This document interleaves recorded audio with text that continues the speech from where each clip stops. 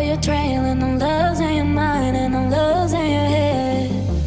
Let me escape from this love, cause I'm a prisoner. I just want to look my way and never back to you.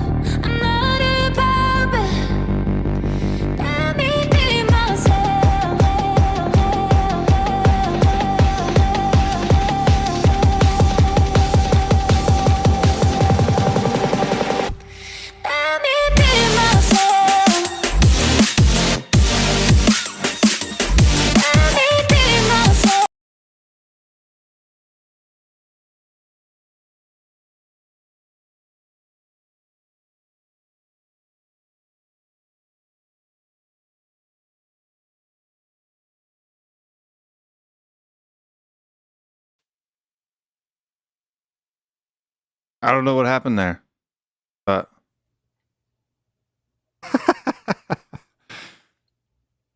yeah, we're here. That was weird. Hey, folks, how you doing? Yeah, we're here. Welcome to the show, everybody. Welcome to the show. Whether you're ready for it or not. Whether you're ready for it or not. You know what was really funny? This? No. That could be funny. That was This? funny. That's what I saw when I first came in, dude. I was had like- this whole planned. I was gonna be like, oh, I'll be right back, and then be like, Michael Jordan fans are the worst NBA fans in the world. No, it's like when I came back in, I'm like, oh crap, did I get thrown into a stream from last night? Like, what's going on? Yeah. Tech. What are you gonna do? But for folks that are watching that don't know, We are the bald and bearded Tottenham boys. I'm Will. That's Cody. And I guess 7 days left. I didn't get to play my fancy music or do any of that stuff. Disappoints me now. The Tottenham's busy week, which started on July 19th, has 7 days left now. It's been one hell of a long, busy week, I'll tell you that. And anything but busy. That's true. Anything but busy. But and this morning, I think we've been linked with like 12 other players. Really? Yeah. And trying to pull this up here. Tomiyasu is apparently upset that we haven't bought him yet.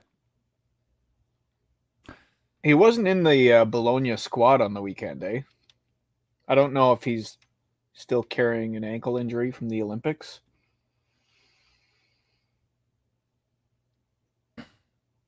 Yeah. What is it? What is it? What is it with this football club? Why don't we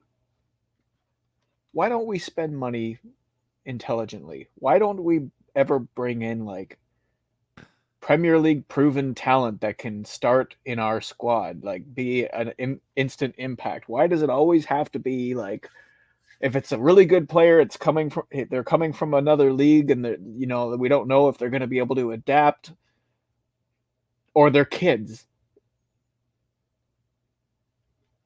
I just don't. You got to have intelligent people to do things intelligently, don't you? I thought we hired someone intelligent. Yeah, but when the real boss still isn't very intelligent, look, I don't know. I don't have any excuse. I can't make up any excuses for anybody anymore. So today, this is the transfer news for today. So far, Hussein Awar. Supposed to be signing him, and we're in talks with them.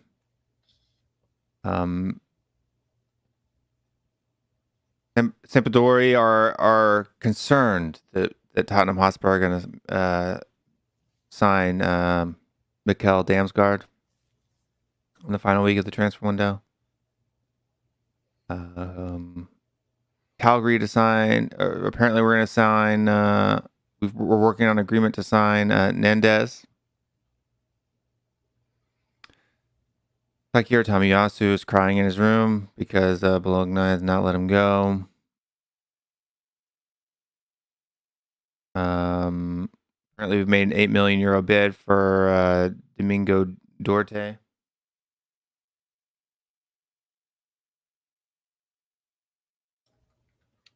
Apparently, we've signed Sarr for €15 million. Plus significant add-ons, apparently. Yeah, so $15 million. That's what, £12 million? About that, yeah. It's £12 million plus significant add-ons if he does well for a kid that we're loaning back, and we're not going to see play for a whole entire year. And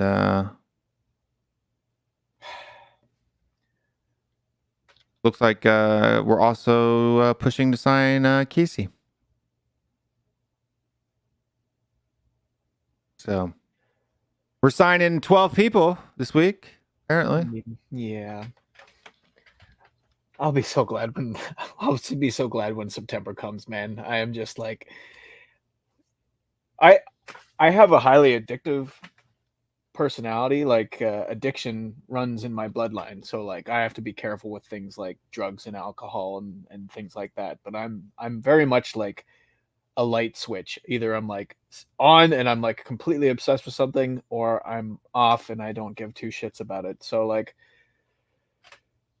why couldn't I just like be a cat person or some shit instead of dealing with this goddamn football club? Because like right now it's just like so agonizing.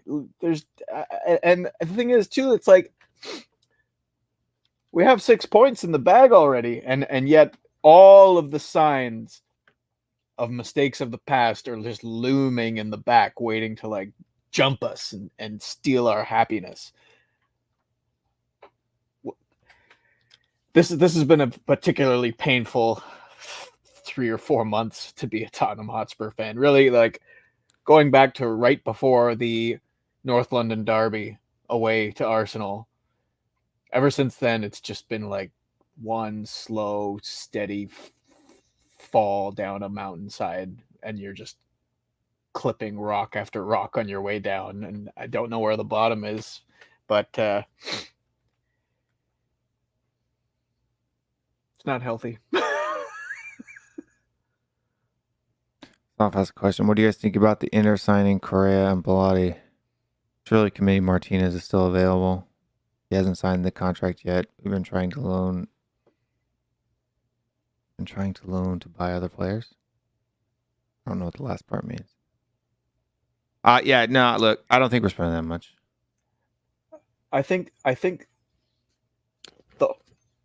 it's like someone is sitting behind the machine with 2 buttons. One button says we need to sell to buy, and that's the rumor of the day. And the other button is we're going to like have a guarantee, like a 80 million euro purchase agreed to with a club. And it's like, just make it make sense. I just really wish we knew exactly what was going on. I mean, I'm pretty sure we can all surmise that like the Lautaro Martinez 70 million euro offer plus add-ons that would bring it up to 90 million. That was strictly in case we sold Harry Kane, despite the fact that all of the rumors were saying that we were going to bring him in to play up top with Kane. There's just nothing that makes me think that would have been the truth. And it's the same with it's the same now with Martinez. Unless we're going to sell Harry Kane in the next 7 days, Lautaro Martinez will not be at Tottenham Hotspur. 0% chance of that. And like you can see in the way that we're structuring all of these deals, some of this is out of necessity. Like the Romero deal, you can't have a player who's purchased twice in the same window, so that had to be a loan to buy. But all the other moves that we're trying, like even Traore, we were knocking on the door with a loan to buy. It's almost like, okay, we don't have the Kane money this summer, but he's going to stay here 1 more year. We'll get some money for Kane next summer, and that's when all these loan to buy obligations are going to come to fruition, and we'll sell Kane and we won't actually be able to add anybody because all that Kane money will go towards the deals that we're making this summer. I just think like if you're Inter right now with what you're selling Lukaku, do you need to loan to buy off your players that you don't need to sell in the first place? I think we're probably getting like a lot of these clubs are probably scoffing at some of the offers that we're going in for. It's so funny because it's like, you know, you get Tottenham fans who are just, oh, Manchester City, you can pay up or shut up, blah, blah, blah. But then like, we're the worst. We're the worst organization in world football for like putting our money where our mouth is. Look at how long it took to get the Romero deal done.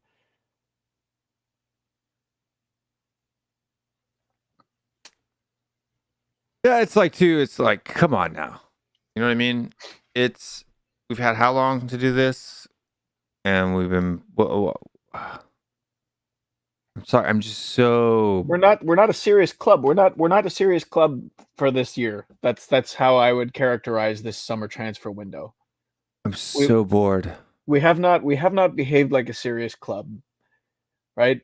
I mean, and it's like in some respects, I don't mind if you want to buy for the future and everything like that. I wish I knew what the plan was, though. You know, is it like, okay, we're gonna plan to open up our next serious competitive window in 2 to 3 years' time, because we're kind of like trying to have our cake and eat it too, you know. Morty the Hotspur, I'm not saying that you're wrong, but I don't think it's only Lamella. There's a lot of huge wastes of cash on the bench. You could argue of all the players that needed to be sold for whatever reason, you know, if you want to categorize them and characterize them as deadwood, or if they wanted to leave, we've probably sold two of the more useful players in Toby and Eric Lamella. Yeah, I don't know how useful Lamella We still is. have the worst of the deadwood at the club, and there's not a whole lot of smoke as True. far as like whether or not they're leaving the club. You know, That is true. Harry Winks apparently is happy to stay and fight for his place, even though, to me, like, He doesn't have a place. he has no place. There is no. He can't even contribute in the Europa Conference League. Yeah, a bunch against an entire first 11 who cost less than Eric Dyer. But folks, while you're watching here, we didn't get to do this at the beginning because we abruptly got kicked into the show for some reason. My literally one tab, it wasn't even my entire browser. One tab in my browser just went and put us here. But if you are new to watching the channel, or if you're watching this back, you want to help support the channel, this is how you can do so. Patreon memberships. You can become a Patreon by clicking the link below, and also become a YouTube member by clicking the link below. And FPL, not going so great for me right yet, but not bad. The system is on track. You can join the code there. But yeah, man, it's but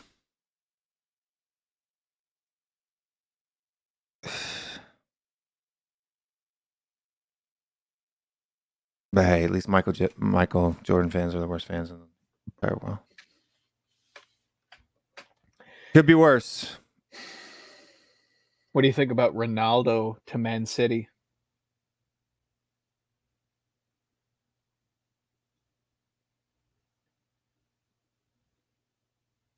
Does that piss off Harry Kane? I would have to see. It depends on the contract. Oh, just in general, like. I look from my. I'd like to see Ronaldo play week in, week out again, right? Like, I mean, before I was seriously watching, you know, EPL football week in, week out. He wasn't playing there, right? So I never really got to see him play week in, week out in the league.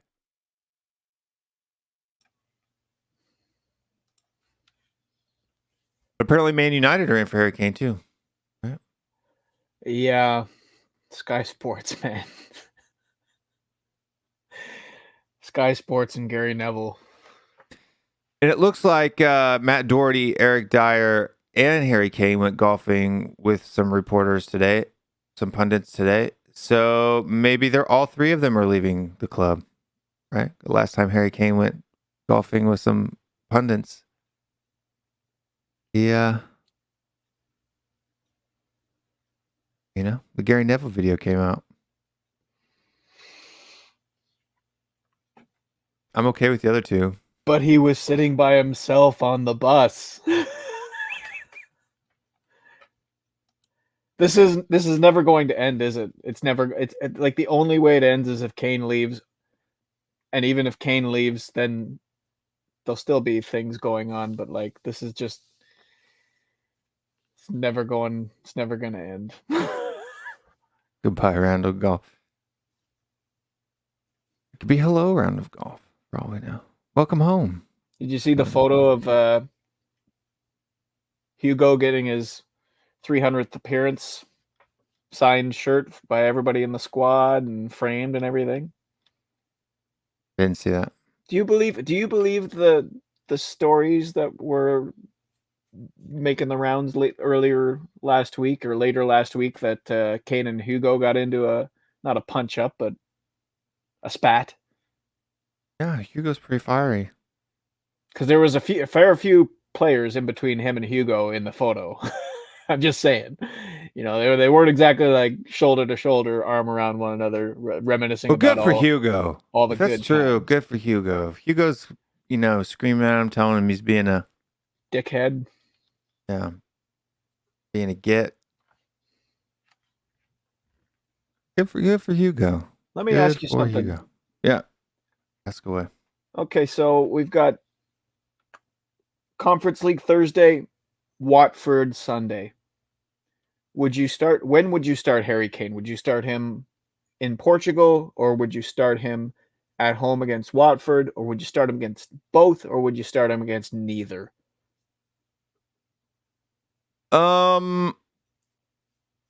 Look, I'd probably start him in both if he's fit.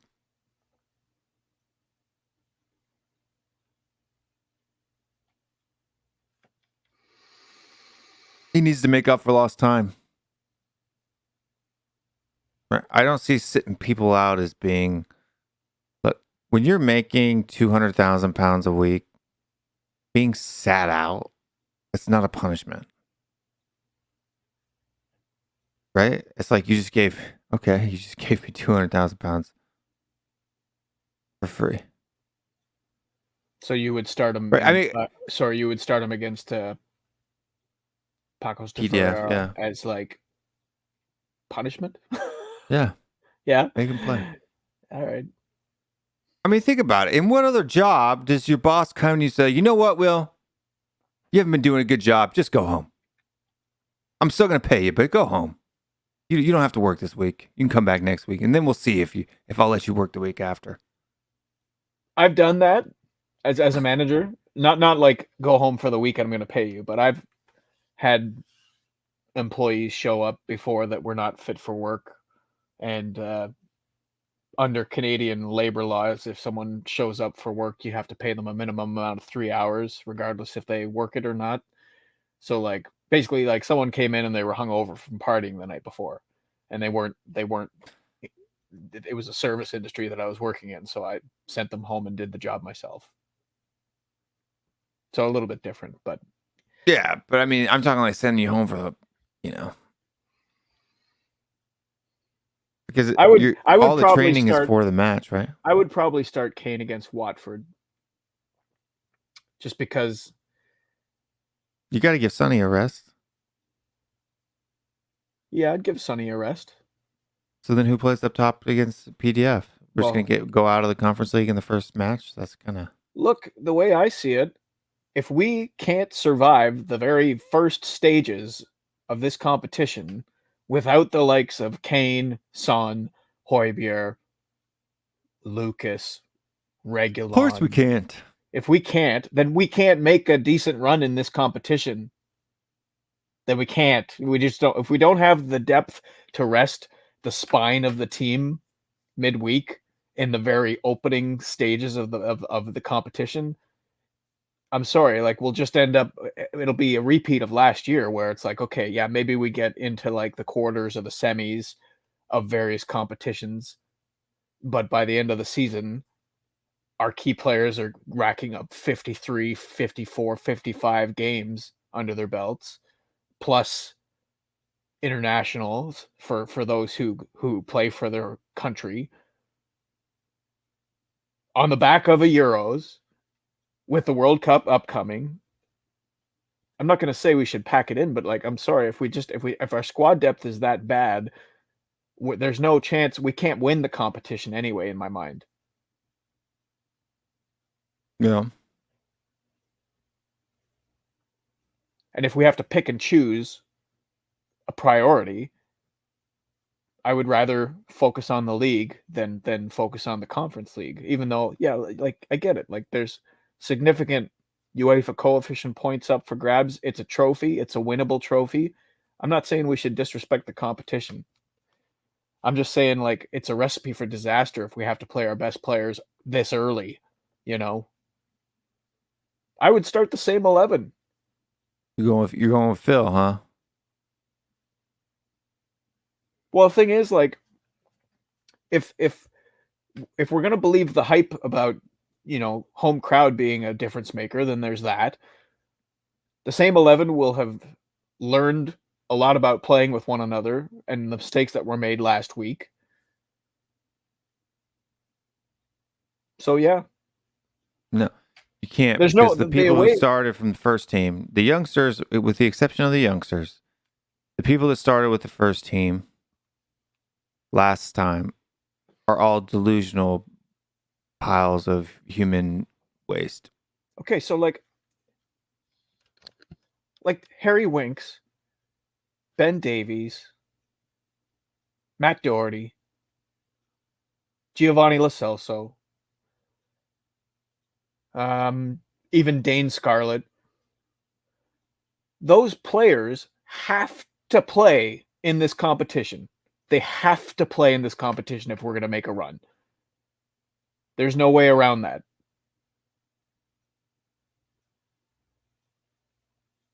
If they can't be relied upon in this competition, we can't be competitive in it. We just can't. I think, yeah, but I'm just telling you right now that the likes of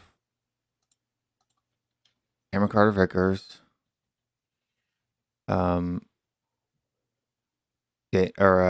Winks, Celso. CCV. Like, I do not rate Lo Celso at all. Well, he hasn't done much to. Not at all. All of the talk, all of the hype. I'm not on the train. Well, the thing is, the GLC, for me, it's GTO. You remember last year in the group stage for Europa when we lost to Antwerp in Belgium? Jose came out in the press and said straight up, there are players who think that they're too good for this competition. Well, now we're in a competition that's even less prestigious, and we have a lot of the same players that are being relied upon. So I don't get that I'm too good for this competition. No, you're not. The reason why you're in that competition is because you were good enough to get into that competition. I don't disagree.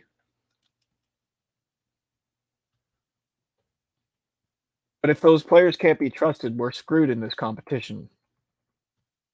Unless we make it the priority over the Premier League and over the FA Cup and over the League Cup. I mean, don't you have to make it a priority over the League Cup?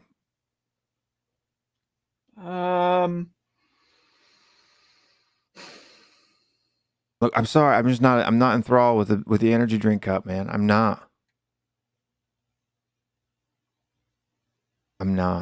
I could really care less. Like, even last year, if we would have won it, it would have been great. And I was upset when Brian Dumbass did the dumb things that he did, but I just don't.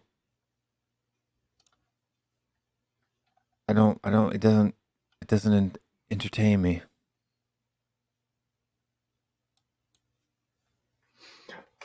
Yeah, but the League Cup is not as taxing, right? Well, yeah, travel-wise, I guess you could say that. But, I mean, come on. It's not the United States of America, for crying out loud. It's not Canada. Right? These dudes are jumping on a plane for, 45 minutes to an hour. Woo! Not an hour on an airplane. See, this is where if I knew more, like, because Europa League it turned into a slog last season pretty early on. Like, we had September where we had to play qualifying against Plovdiv, Shkendia, and Maccabi Haifa or Maccabi Tel Aviv, I forget, just to get into the group stage. And then the group stage was also a slog for the same reasons that we're seeing us bogged down already in this Europa Conference. It's the depth of our squad is atrocious. Yeah, it is atrocious. But it's just all the excuses that people like to make about the wear and tear that it takes on people's bodies when Now, granted, soccer is a far more, I guess you could say, physically taxing sport than, say, like baseball. But those are dudes who are flying 4 and 5 hours, with a day in between, and they're playing 3 games, and they're playing 6 games a week, and you don't ever even hear that even for, basketball or ice hockey over here. You know what I mean? But God forbid somebody has to be on a 2-hour flight to Rome on a Thursday when they have to play on Sunday. I cannot even find I can't even find like a match summary for last week's game in Portugal. I'm trying to like remember who all started because I only watched the first half. I don't know. I only watched the last 20 minutes, so. Okay, so like you say, okay, we should be prioritizing the Conference League over the League Cup. What is, like, when you say that, what does that look like? Like, who would you start? Who are the best players that you would risk on Thursday? You say Kane as punishment. So Harry Kane, because he hasn't played enough, right? I think probably that won't happen just because the transfer window is open, and I think there's still negotiations going on between both clubs on the Harry Kane front. But let's go on. What you think he'll still leave in this week? Apparently, I saw today the City's giving up. Daniel Levy's won. He ain't going nowhere. If you want to see form and stuff like that, you can go to SofaScore and they have the game. I'm on the UEFA website.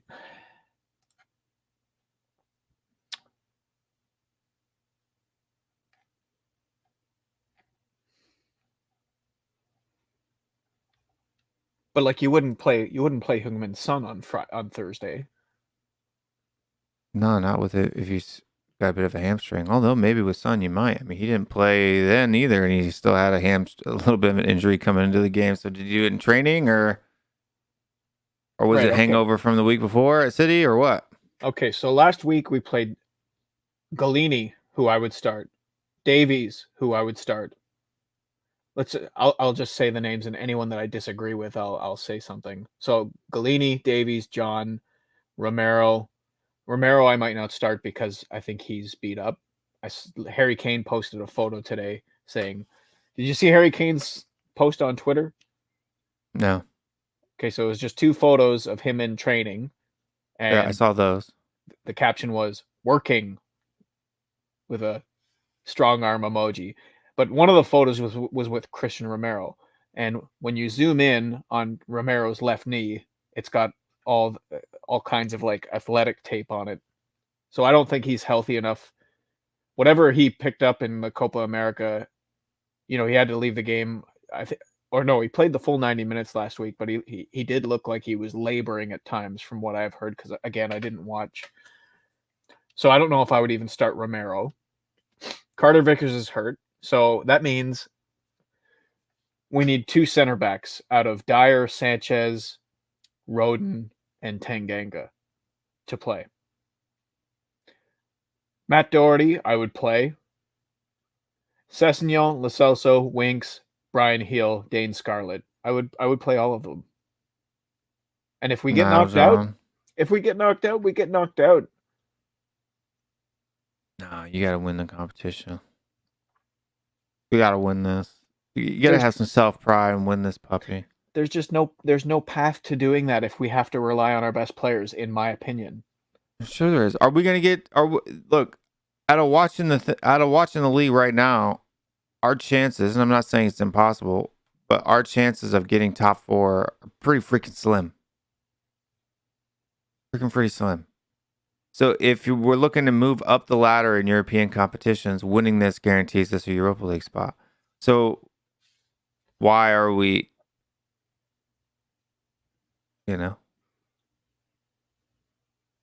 are we scoffing at it? What do we? I'm not scoffing at it. I'm not scoffing at it. I'm just saying, if you can't play the spine, you would have to play the spine of the team in so many of these games to ensure a deep run, and that still wouldn't guarantee winning it. At the end of the day, if you prioritize this competition and use our better players, and they end up run down and injured, like Heung-min Son and Pierre-Emile Højbjerg and Harry Kane, then suddenly you're going to be sat back with 0 cups, and you're going to be looking at a mid-table finish instead of, maybe being in a position like we were still in a position to fight for top 4 and top 6 as late as April.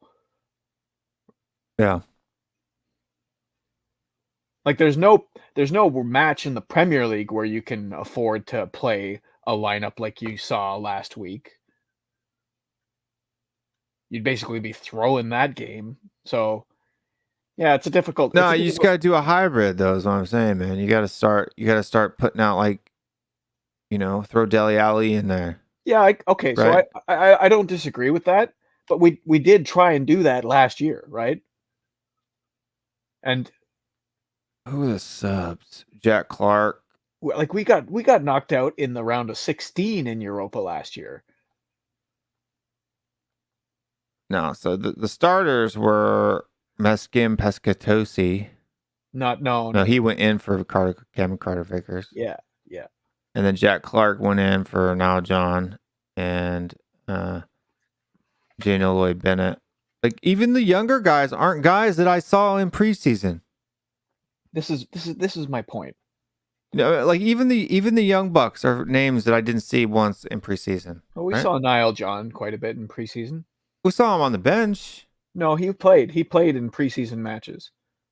He looked maybe good. A few, but what happened to the other guys? Oh, that's right. We loaned them all out. Who did we loan? Parrott. Parrott and that White. Harvey White. Did we loan Alfie Devine? Yes. Well, those players should be on loan, though. Like Harvey White is 17. Not if we need them to get to play in a squad for us to continue on through. Why would you send all your good youngsters out, with the exception of Dan Scarlett, on loan? Because and then the value of the garbage. The value of first team regular football for thing is, like, those are kids. Those are 16 and 17-year-old kids, and playing them in this competition. First of all, it doesn't guarantee that we go through, which means it's almost once a week football for them. That's if we stay in the competition, it is. Yeah, but they're kids. Okay. But they're better than the kids. I don't think they don't give us a better chance to win than the likes of Harry Winks. Well, sure they do. Maybe Harry Winks is probably the wrong one to say. Sure but they do. Giovanni Lo Celso. Sure they do. I think GLC, GTFO, bud. Well, TTFN. If we get knocked out, or if you'd be in a similar situation right now, we'd be still facing, like, I don't think they would improve it that much that it would dramatically change the outcome, where you'd still be in a position where you're probably forced to start first teamers if you're going to ensure going through. Like, it'll be very interesting to see, because we're kind of in like a situation where there's two paths that we can walk. We can walk the Jose path, where after Antwerp away, there were a lot of players that they were done in that competition. They weren't trusted. They were hauled off at halftime, and that was the end of it. Even like Carlos Vinicius and Gareth Bale. But then you have, like, before Mourinho, Poch would have just done what I'm suggesting, where it's like, yeah, play this lineup again, and if we get knocked out, we get knocked out. But we would have the important players. Like, it's an indictment of the depth of our squad, is what it is. We had, even during the Poch years, we had a very good starting 11 and a couple of players that could come in, but generally speaking, we weren't a deep team, which is like, it always manifested in looking, it always looked like Poch didn't care about the cups. But that was a little bit unfair, because I think if, it was more like we just didn't have the personnel. We didn't have the personnel to maintain fights on all fronts. thing is, like, look at how bad our squad is, right? Lo Celso, for example. Lo Celso has shown in the past that he does have talent. You see him play for Argentina, but like Lo Celso can't complete 90 minutes. We have so many players like that cannot maintain their effectiveness over the course of 90 minutes. That hamstrings Nuno quite a bit in terms of like squad formation, because in the Premier League, you're still only allowed to make 3 substitutions. So if you start Giovanni Lo Celso, you've automatically burned one of your substitutions. That's why, like, the North London derby against at the Emirates, when Son went off, we were basically screwed, because there was your first substitution, and Ndombele was on the pitch. He was automatically your second substitution. Gareth Bale started, so he was automatically your third substitution. So it's just a squad depth thing. Those Eric Lamela fans, man, they just won't give up, will they? Eric Lamela fans are the worst fans in the entire world. That's an inside joke for people that aren't catching on to the. If you watch the THFC rants show, there's some basketball troll that runs around and does stuff. But. Yeah, so I'm not saying that we should punt this competition. I'm just saying if we don't have the depth, if we can't play depth pieces and make it through the very first qualifying round, then we can't win this competition. Not if we're going to make we're going to give it an honest go in the Premier League to make the highest possible finish. I mean, where are we trying to finish? 5th or 6th? I mean, with the way Leicester looks this year, and Aston Villa not being near as good as I thought they were going to be, Leicester doesn't look amazing either. So I think we're kind of a shoe-in for 5th or 6th right now if we continue on this current trend of grinding out results. I'm not sure I would go as far as a shoe-in. I think if those teams continue on their form and we continue on ours, we're shooing. Right now, form goes up and down, up and down, up and down, up and down. I'm just saying, as I see things after 2 weeks, which is a very short, span of time to make judgments. I don't see top 6 being a overly difficult. Top 4 becomes difficult because West Ham's flying. Well, I think 4 teams for sure are going to finish above us. Chelsea, Liverpool, Manchester City, Manchester United. Those teams are shoe-ins to finish above us. Manchester United, I don't think I think they're going to hit around the same points that they did last year, which means they're gettable. They're touchable. In fact, I would say high 60s. It's my projection for Manchester United. They didn't look very good against Southampton at all, and this is Southampton, right, mind you. Yeah, but they always lay stinkers early on. We saw that last year. Right. I mean, they may go on a run or something like that, but that's what I'm saying. Even with last year, their point total wasn't that great. If we just had won the games that we lost in the last 15 minutes, it puts us ahead of them in the points. That was what's so frustrating about last season. Manchester United finished on 74 points last season. That was 12 points clear of us. They've added Jadon Sancho and Rafael Varane, who will take some time to bed into that squad. Yeah, but they're not looking convincing. Not looking near as sharp, right? Liverpool looks sharp this year. Chelsea looks sharp this year. What did we look like on Sunday? I'm not saying we won. They couldn't even beat Southampton. That's fine. They actually were lucky. You can't tell me Wolves aren't a better team than Southampton. Okay, Wolves are definitely a better team than Southampton. I think Manchester United are a better team than us. Yeah, but they're not. They probably have a better squad, I would say, maybe on paper, but they're not. In depth wise, they're probably deeper than us, but they don't have. They're not consistent, dude. Manchester United is so wishy-washy. But when they get hot, when they run hot for like 12 games in a row. I don't know. But we don't really 12. do that. I mean, they can do it for 12. I wouldn't say it's like guaranteed that when they get hot, they're going to win 12 in a row. When was like, remember they had that crazy, they went without losing on the road for like more than a calendar year. Now there was a lockdown in the middle of that. But okay, so anyway, my logic, right? I think for sure United, City, Chelsea, and Liverpool will finish above us. I don't think top 4 is a possibility this year for us. I'm going to say top 4 is very difficult, not an impossibility. It's not impossible, but I mean, what would you say like percentage odds of us finishing top 4 are? 30% maybe. Oh my God, that's really high. No, 30% is really high. I think 30% is really high. 3 out of 10 chances? Yeah, I would say probably for sure less than 10%. Less than 10%. No, I think less than 10%. That's an injury can make a huge difference, right? Van Dijk goes down again, boom. Liverpool's an injury is just as likely for us, and we are more susceptible to the effects of a serious but injury it's not than guaranteed. any of them. All of those teams have ready-made replacements for almost every single position, where we don't have a capable right back, especially if we sell Serge Aurier, right? We don't really have a capable center back. We don't but all these really people too that we don't are, like what position in this squad do we actually have a capable backup for right now?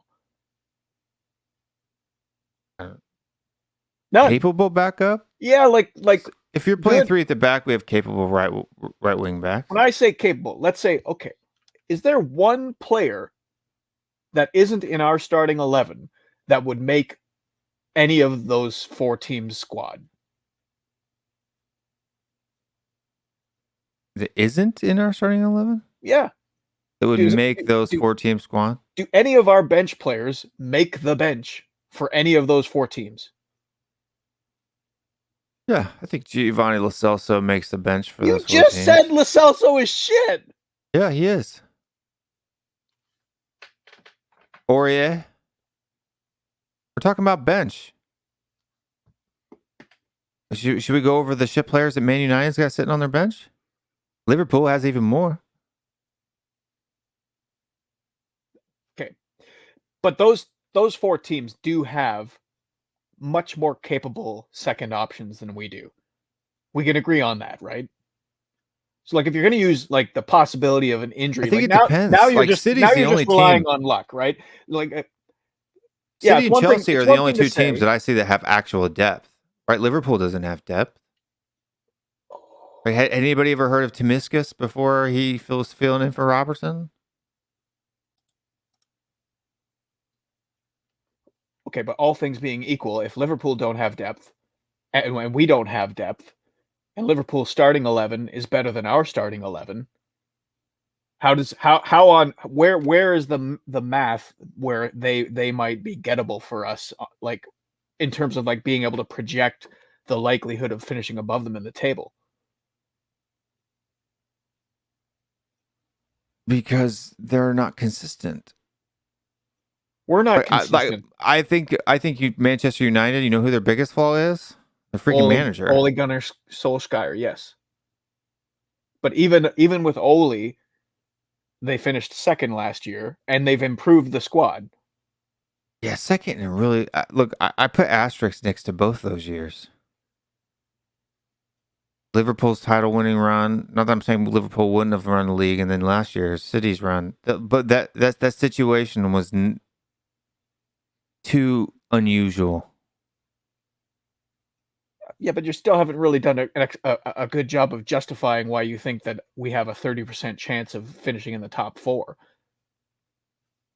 Like any of these arguments, like, well, an injury could happen, like last year to Liverpool. Liverpool were completely ravaged by injury last year, and the reason why is because I see us having better performances than at least 6 teams in the league, or with the exception of 5 teams in the league. Okay, so that puts us in 6. That puts us in the top 6. I think the top 6 is fairly on right now. Then you have teams who can be inconsistent, who don't have the depth to where the injuries or something weird happening could cause them to drop down the table. Liverpool is one of those teams, and Manchester United are one of those teams. The only two behemoths that I see as a sure thing this season is Chelsea and City. Oh, I disagree. West Ham, I think, is even scarier, to be honest with you. Yeah, I think West Ham are scary. Okay, so like, there's some bald git in the back. We gotta see who this guy was. Hold on. How'd this guy get invited? Supposed to do a little tongue action. Lick me in the ear, Bob. Ew. Oh man. Okay, so let's before we get Bob in here. No, I'm listening keenly, mate. I'm trying to. Here's how I see it. How Will justifies this this scenario. So like all of the reasons that you just made for like the possibility of us being able to finish top four, all of those reasons why the behemoths might falter, like Liverpool and Manchester United, They're not behemoths. Are reasons that would apply to us as well. You know, like we are, Sure. In fact, we are more susceptible to those issues than the teams that are above us because of the state of our starting 11 and our squad. So I see top four as Chelsea, Liverpool, United, and City. And we are in a secondary group that includes, I would say, Leicester, Aston Villa, I would put at like the bottom of the second tier. Leicester, West Ham, and Spurs, and probably not Everton. No. Everton are probably like below Aston Villa. Everton's been playing horrible. chart. Yeah, Aston it is Villa's been playing horrible. like generally looking Leicester. up and down the table. It's a pretty weak version of the Premier League this year. But at the same time, like given like how we looked on Sunday, there's not much unless we make some significant additions before the end of the transfer window.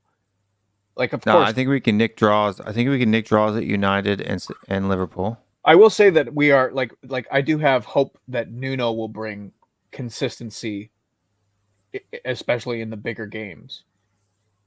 Yeah, because I'm saying right now, even if you just take 4 of the games where we we lost in the last 15 minutes by a goal or drew, we finished ahead of United last season. Just 4 of them.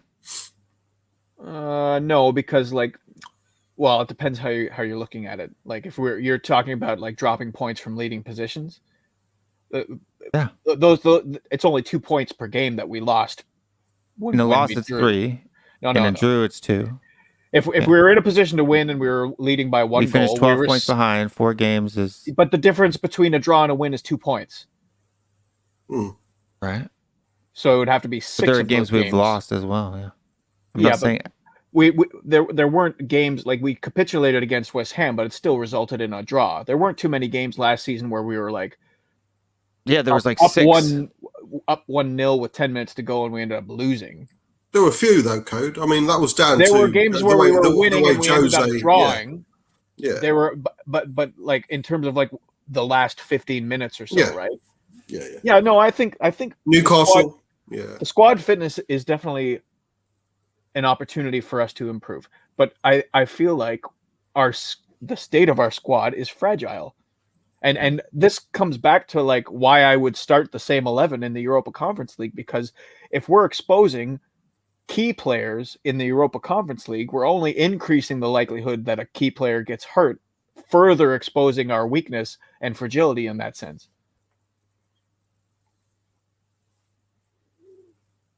Mm. 100%. I'll start with the same 11. Put a stronger bench out, definitely. If anyone, I think Kane probably needs 90 minutes under his belt, get a goal. But, there's no reason why we shouldn't be beating Ferrero Rocher with the 11 that we put out there, especially with the home crowd with us. Scarlett. Like I could even, yeah, I agree with you, Bob. But just here, I mean, I could go through. I'm just looking back. Everton, right? That's 1 point that we could have gotten, that we should have gotten. Yeah. Newcastle, that's 2 points that we should have gotten, so that's 3. West Ham, that's another 2 points that we should have gotten, that's 5. Right? Fulham, Wolves, Palace. Crystal Palace, so that's another Fulham, 2 points. That's 7. Yeah.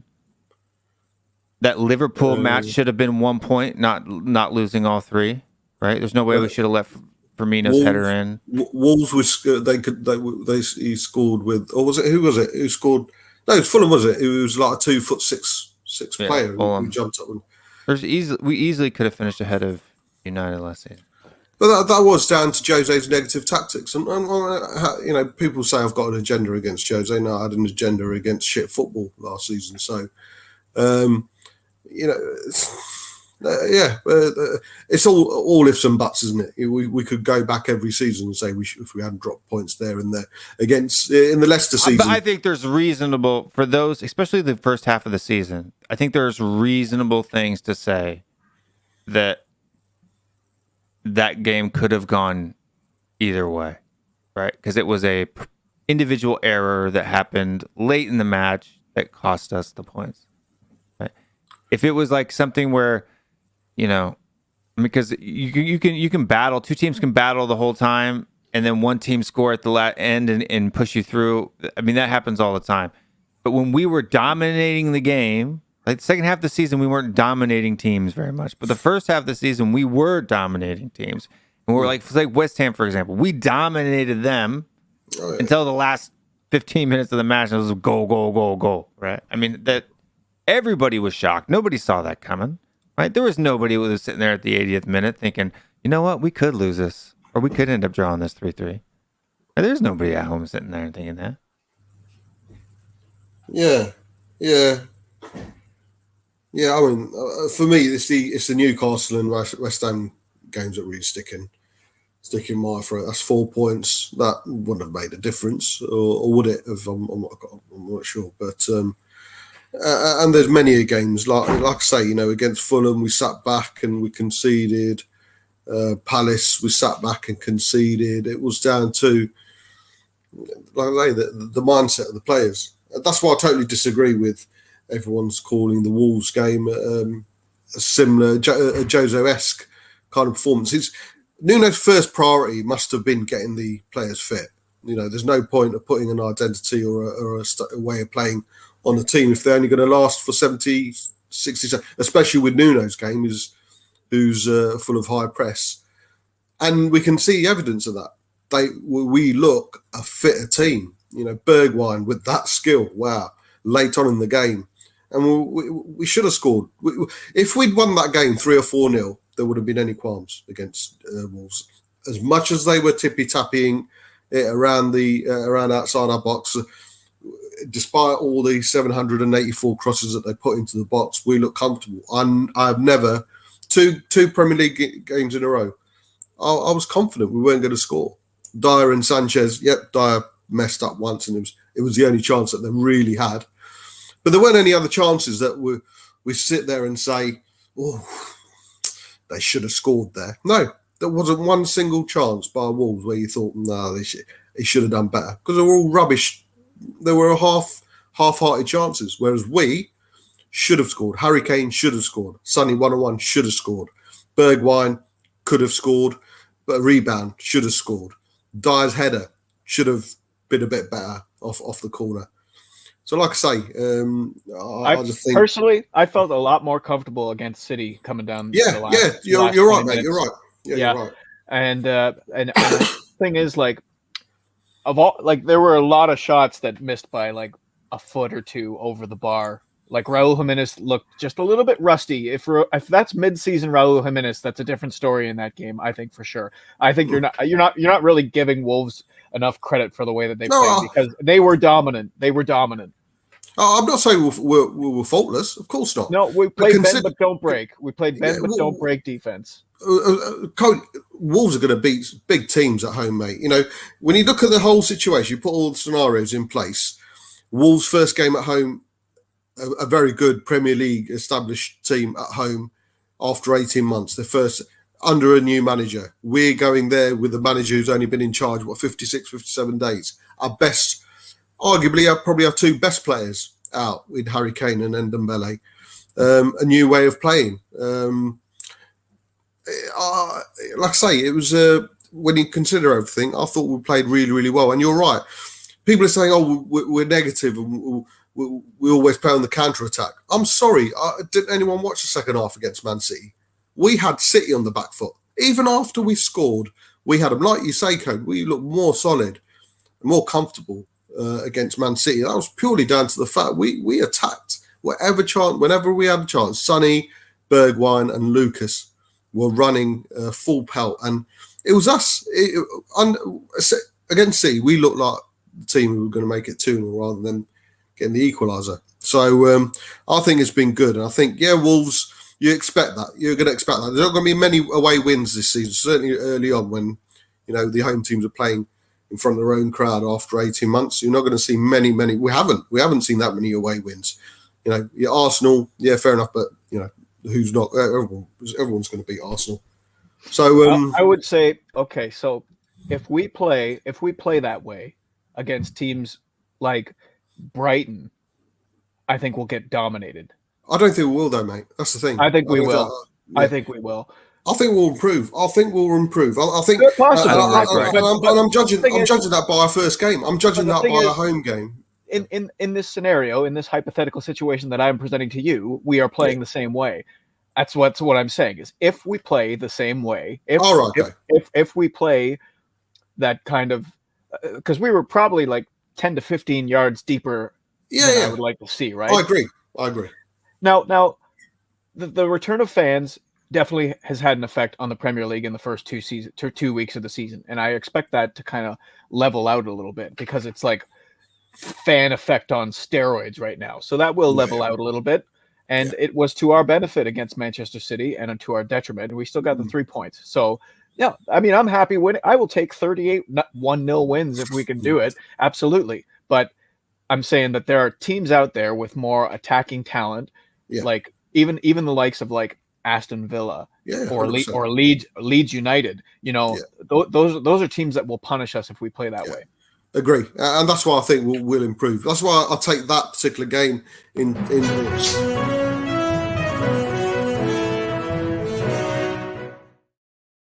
I have some breaking news here that's not necessarily club related, but apparently the EPL will not release players to go play on international duty that are red list countries. That just came over in my notification. It may not be super new. It was 22 minutes ago, but I just which means does that mean Lo Celso and Romero will not be released because they're in the red zone, aren't they? South America. I'm pretty sure they are. Yeah, but I mean, this is World Cup qualifiers, right? Like, this isn't just heebie-jeebie stuff. You know what I mean? Who's on the UK's red list right now? Will, it's COVID, matey. I think that surpasses everything. I think FIFA are going to come back in and they're going to say they're going to have to. They have no choice. It's a FIFA matter, not a UEFA or an FA matter. And then it's going to get nasty and money will get involved. But the Premier League clubs have got the stance and rightful stance of it's COVID. It kills people. We're not going to be releasing our players. And I don't think any arbitration, any court in the world will back up FIFA, UEFA, or FIFA certainly. Oh, there we go. Deal.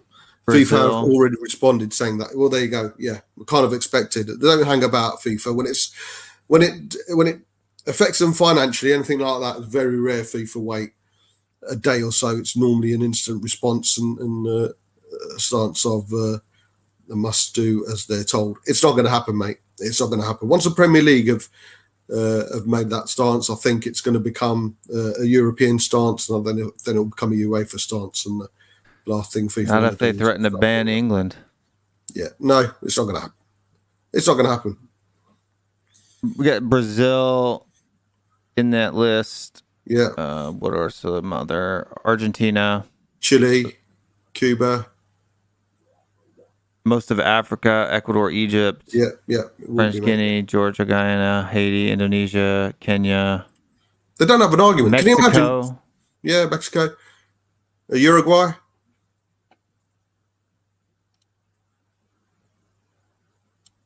Pretty much all of Africa, all of South America. South America, yeah. and Central America. Yeah, FIFA aren't going to put. Can you imagine what the not repercussions, but what the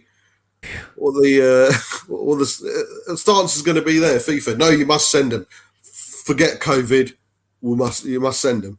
Let's send them all into a red zone. No, mate, it's not going to. They don't have a leg to stand on. And after the year we've had, I don't think the EPL has a leg to stand on.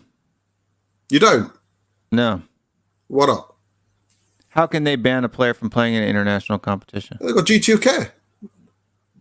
Huh? They've got duty of care for their own employee, and they're sending them off into a red zone area of the world where they've got every chance of getting COVID. It's going against certainly. You have every chance of getting COVID everywhere, anywhere. Yeah, no, but COVID. The risks in the red zone for a reason, isn't there? They're a red zone for a reason. There's precautions and regulations put in place for red zones. Yeah, the red zones are based on the number of vaccinated peoples. Yeah. Like I say, I don't know. Go on, Coach. Sorry, mate. It's like now from a global football standpoint, FIFA kind of runs the house, man. Yeah, they do. Yeah, but don't the players need the permission of the clubs regardless? No, they don't. Not for FIFA competitions, they don't.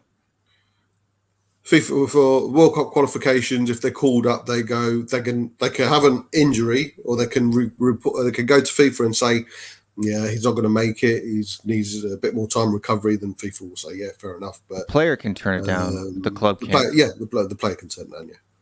Yeah. Interesting. Yeah, they have no. It's like it's a clause that's in every contract. That's why you have to be a FIFA certified agent in order to be a player's agent in football, because that clause has to be in every contract. I suppose it could fall down to the players individually for them to turn around and say, "I'm not comfortable to go." What it could potentially do is it could invalidate the contracts between them and their clubs, which means some of those players who are on contracts could go for free. Oh, that's because if it's in the contract that they're allowed to leave for all FIFA competitions and they're not allowed to leave. Yeah, it's very that is a scenario, but I think it's very unlikely it'll get that messy. I don't think it'll get that messy. I think messy. Not for us. I mean, because the only person that we have that he's not called up anyway is really. Well, I mean, I guess it would be Romero and Giovanni Lo Celso, right? They were called up, but that's it.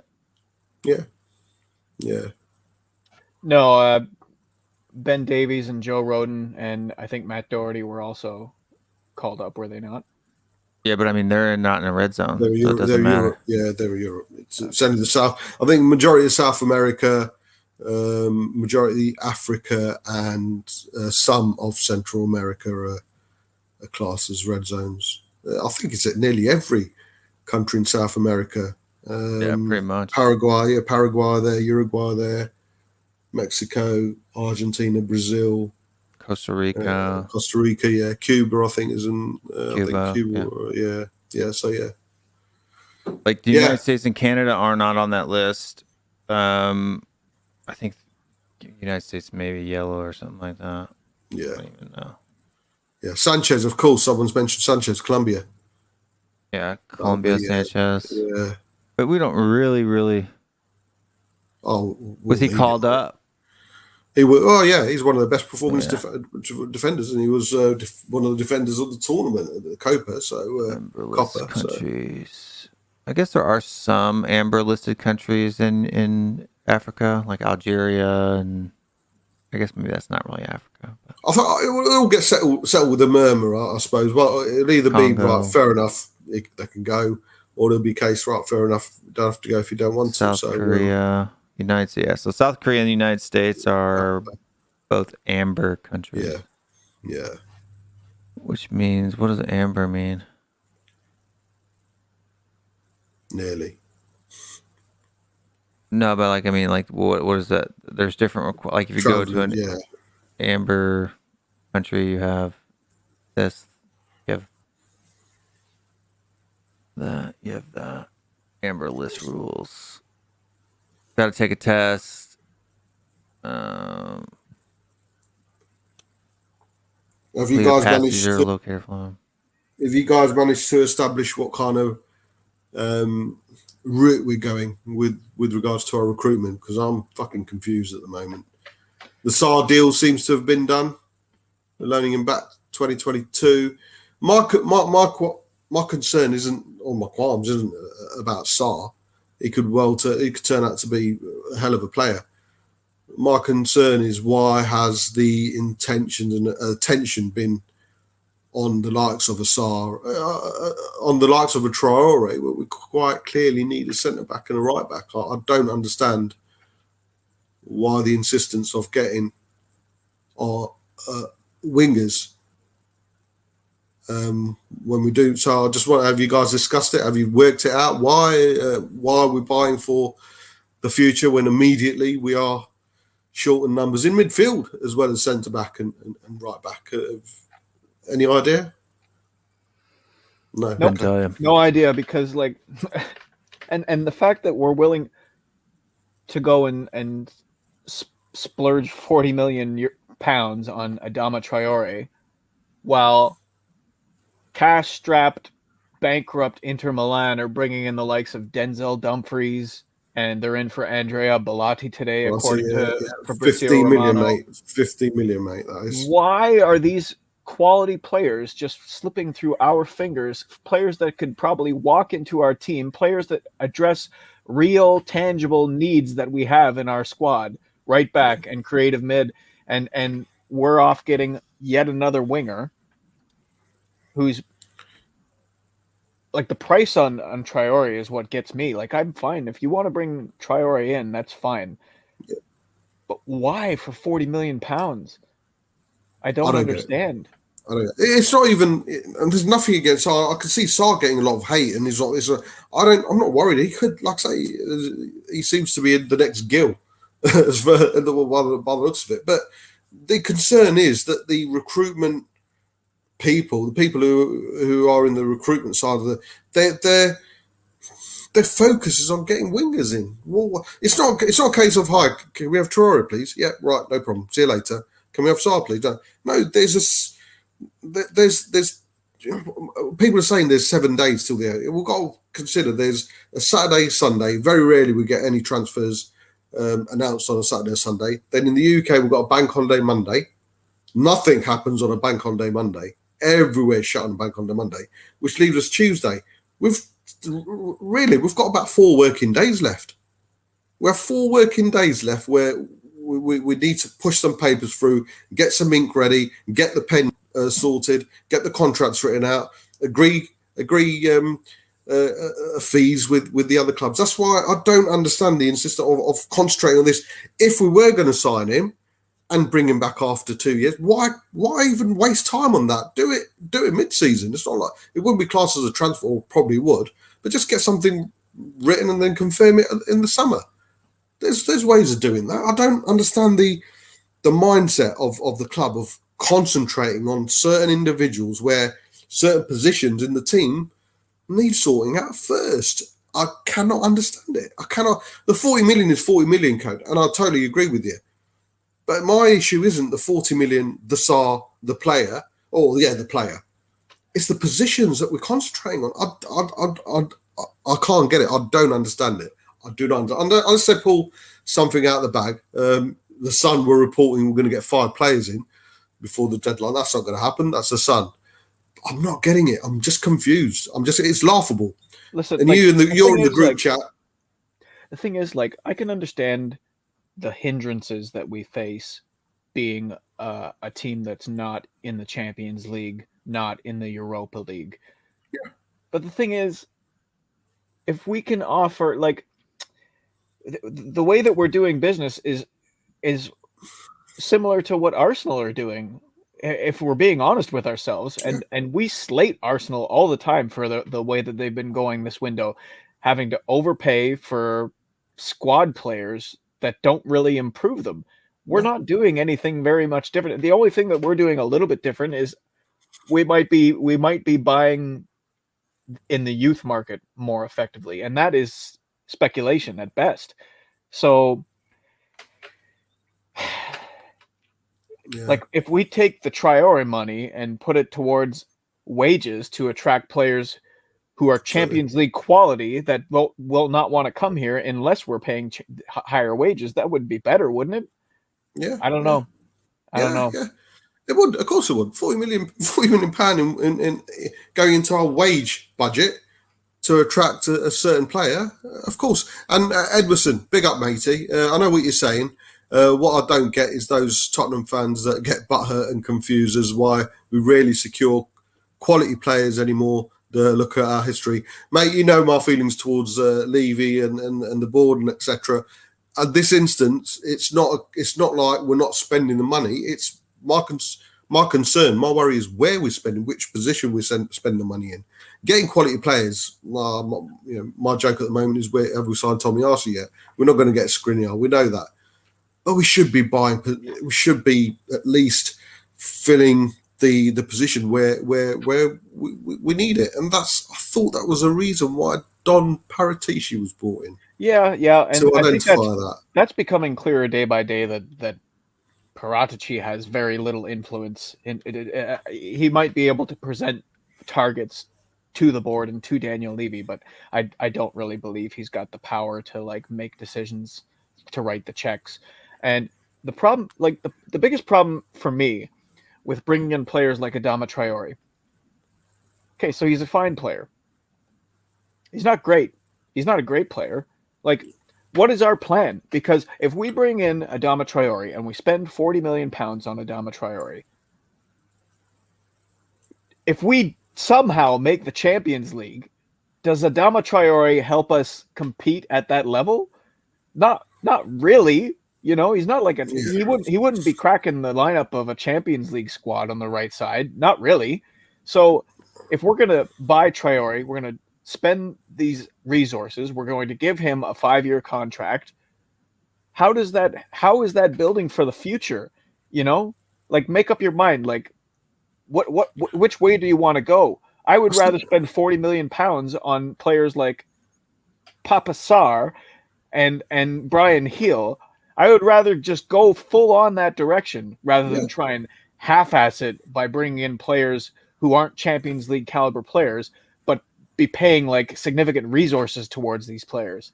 So absolutely, that's my view. I don't want to say that we shouldn't be buying players at all.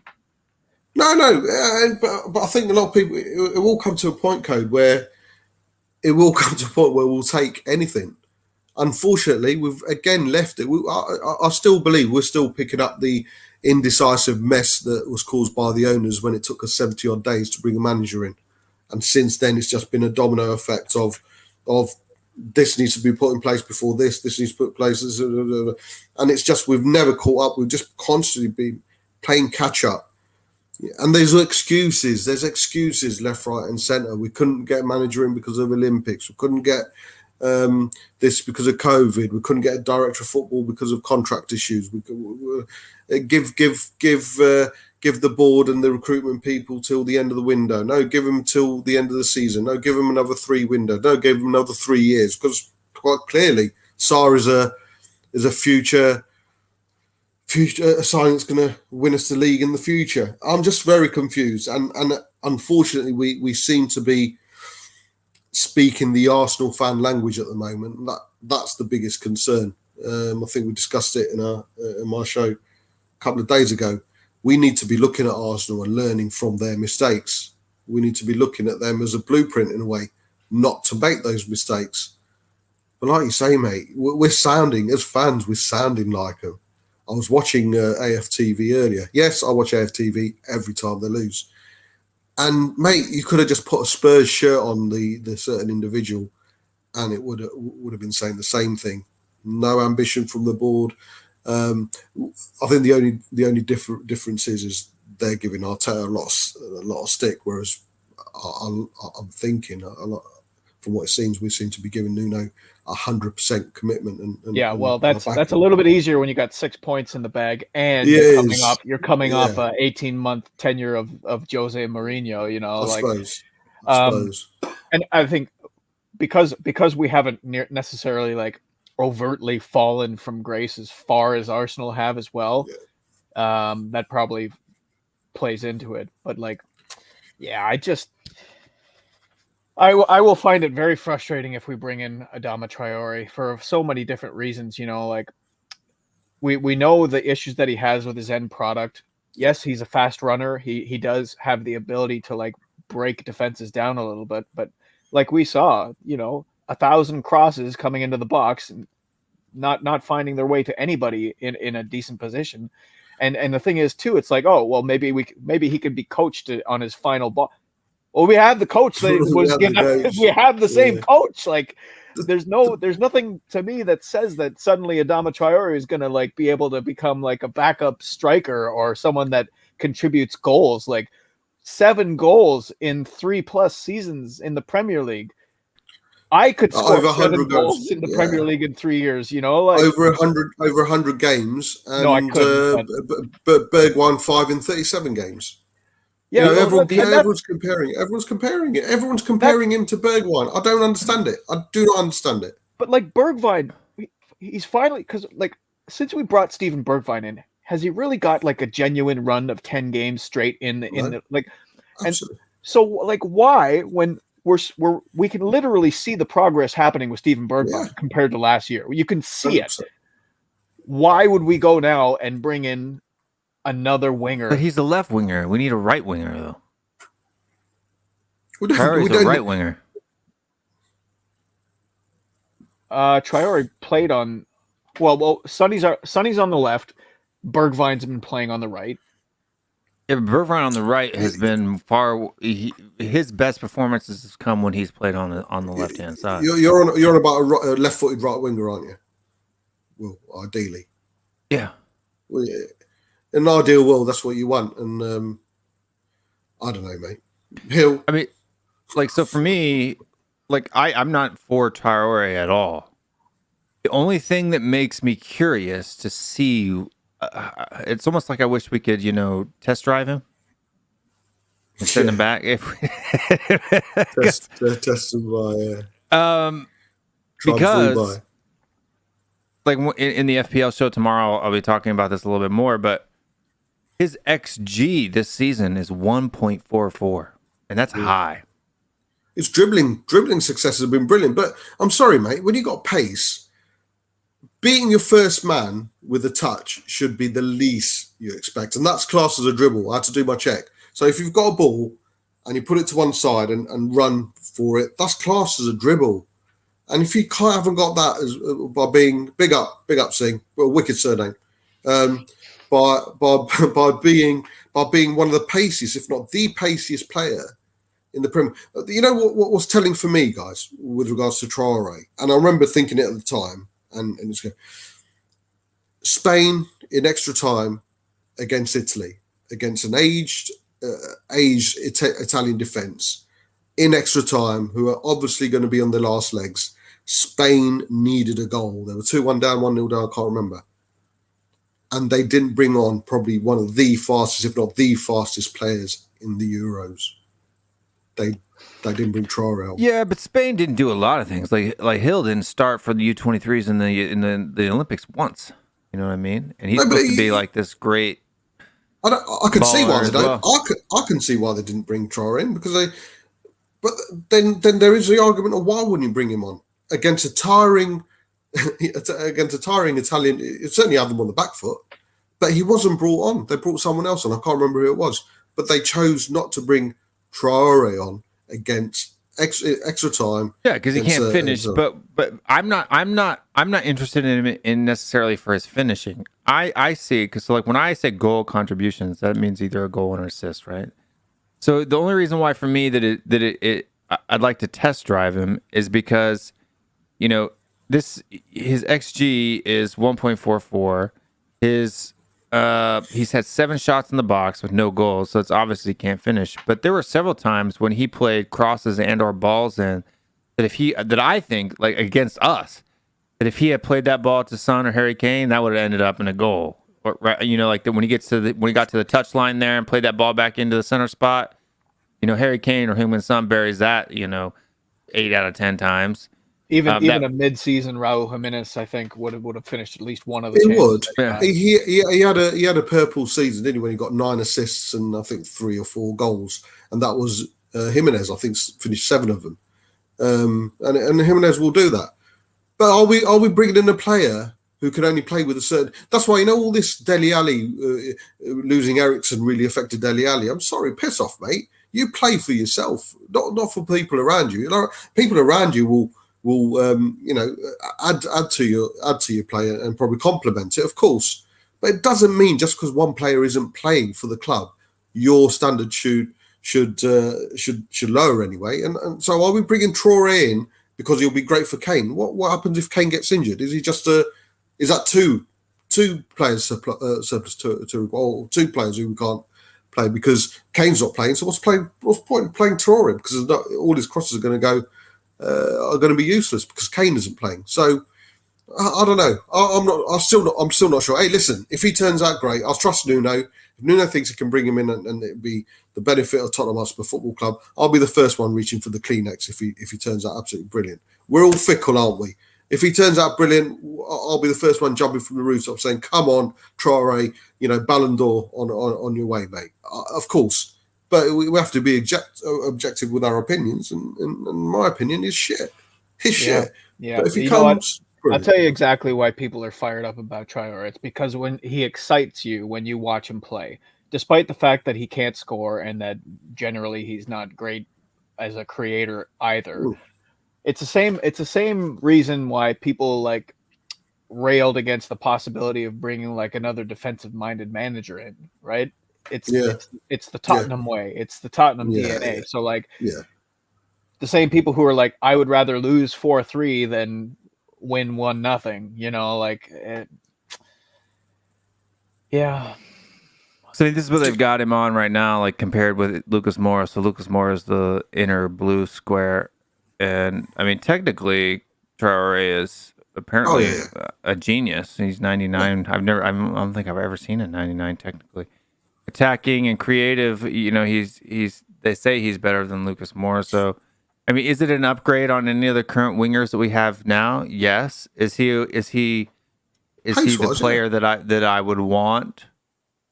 Not first in line. No, not at all. No, I mean, even for me, he's definitely not my first, choice. You know what else you see there? You know what else you see there? And I don't know how accurate you would say, but that's a price that I would accept. 29 million euro. There you go. We're being fleeced for almost twice that right now if you're to believe what the rumors are saying, 40-45 million pounds. If he was the first player we signed in the window, guys, would we be excited? Would there be more of an uproar from the fan base, do you think, or would it be the same?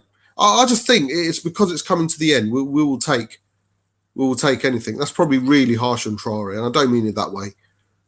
But we're in a position where we would take, like I say, for me, isn't Traore, isn't Sarr, they're not the issue. It's the fact that we brought in a recruitment. We brought in Paratici to sort this out for us to not concentrate on areas where there doesn't need to be any form of concentration. Yes, we need more attacking. Options, but it's not a priority unless he's got something in the bag, unless there's something that's going to come out the blue, unless the Tommy Arsu's going to be announced. I don't understand it. It might all make sense by the end of the window, and then we'll all be hailing Paratici and the board and the recruitment. I think the board's pushing it a bit, but right now I just don't get it. If he could get those numbers with us, heartbeat. Where he had that season, he had 9 assists and 4 goals. The season before last year. I mean, Jimenez was injured for all of last season, right? So I mean, well, no, last season he was shit, mate. It was the season before he got nine assists. Right, I mean, it's because Jimenez, the person he was playing off of, was completely. And Jimenez wasn't there last season, and he was rubbish. That's what I'm saying. Is he? Are we bringing him in to supply one player, or should he be consistent? He had one season. He's had 12 assists in the Premier League in 4 years, 4 years, I think, and 9 of them came in one season.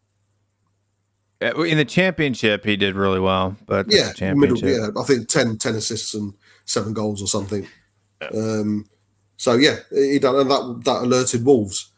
But in the Premier League, I'm sorry, one good season because of Jimenez, and I put that down, maybe being unfair on Traore, but that was Dad Jimenez literally being on fire. Not literally, of course, but he was on fire. But apart from that, and last year Jimenez was gone, and his stats were rubbish, absolute rubbish. In fact, it wasn't even that they dropped him, didn't they, for the majority of the season? Oh, I mean, 2 goals and 2 assists. I mean, he had 4 attacking returns. That's not great, but I mean, that's like the majority of our team. So the other thing is, like, we don't exactly have a great track record of bringing players in and improving them right now, do we? What's one player that we've brought in and improved in the last 5 seasons? Probably Sonny's probably the only one, really. We brought him in before. Yeah. Last 5 seasons. Toby Ali was before then. Toby, Jan. Yeah, you're right, mate. Everything we've got like the Midas touch, but instead of everything we touch turning to gold, everything we touch turns to shit. Yeah, I mean that's all hindsight. I mean, one argument I'll never enter is when they say, "Oh, he was a waste of money." Oh, he was a waste of money. Ndombele, I think the only argument you can say we should have done a bit more due diligence with regards to his mindset, previous how he is off the field, etc. But the whole we bought him and it was a waste of money. It's all. No one buys a player, and Levy, no one's going to invest something in a player and hope he doesn't work out. Everyone expects him to make a difference in a positive way. So I'll never enter the argument. Yeah, it's a waste of money in hindsight, isn't it? It's always a waste of money in hindsight after they've performed, and etc. But the questions need to be raised against the recruitment side. Well, rather that's than it. It would be one thing if you could like pick out a few bad apples, but man, it's a bin full of them. Yeah. It's harder. Like who do you pick out? Like when you're, it's the ratio is reversed. It should be the other way around. We should be looking at like a few bad apples amongst a bunch of like good positive apples, and instead it's just it's compost. Like our transfer record is compost. Yeah, no director of football or head of recruitment will always have 100%. Paul Mitchell had a really good success rate. And Hitchin, I still stand by the fact I think Hitchin's been targeted poorly.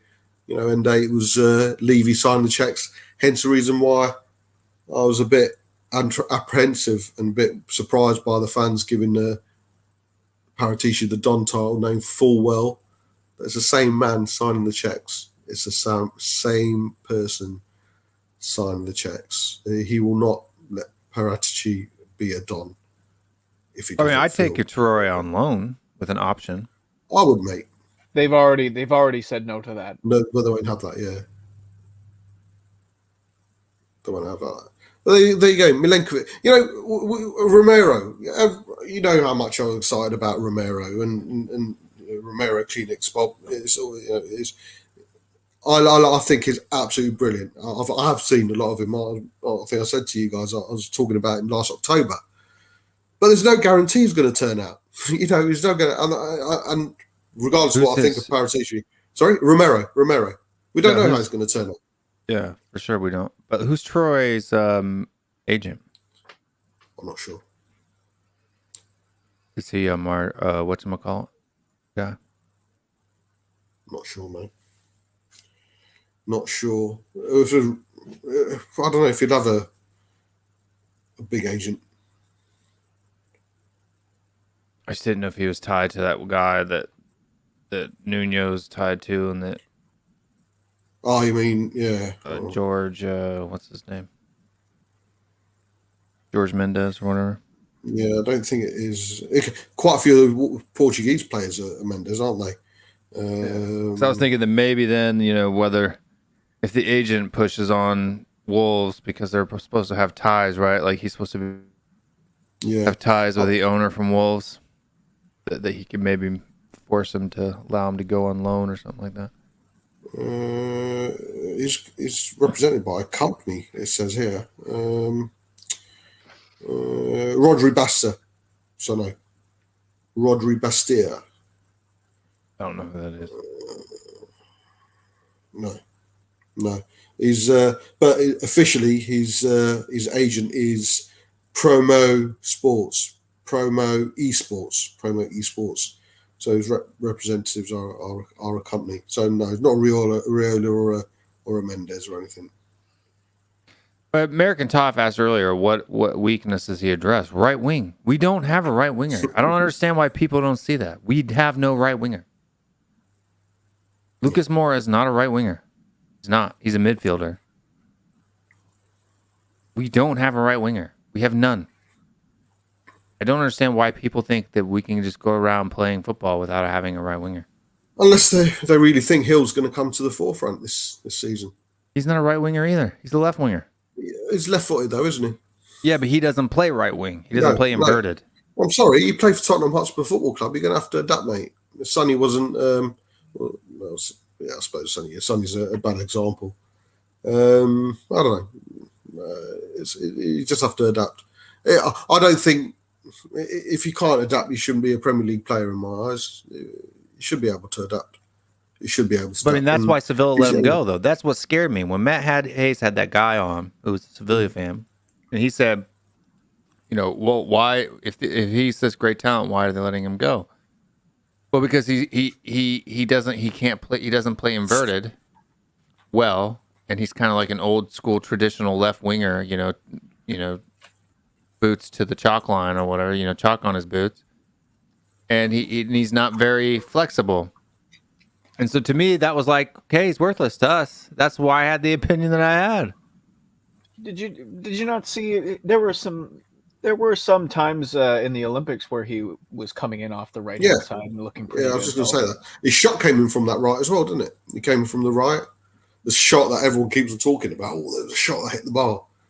That came in off the right. He took on a couple of players and took it left-footed and it hit the bar. Yeah, but we need a right winger now. Yeah. Maybe so. Oh, no, sorry, shit. No, we're loaning him back for 2 seasons, whatever. He's a midfielder anyway. Yeah, he's a midfielder, yeah.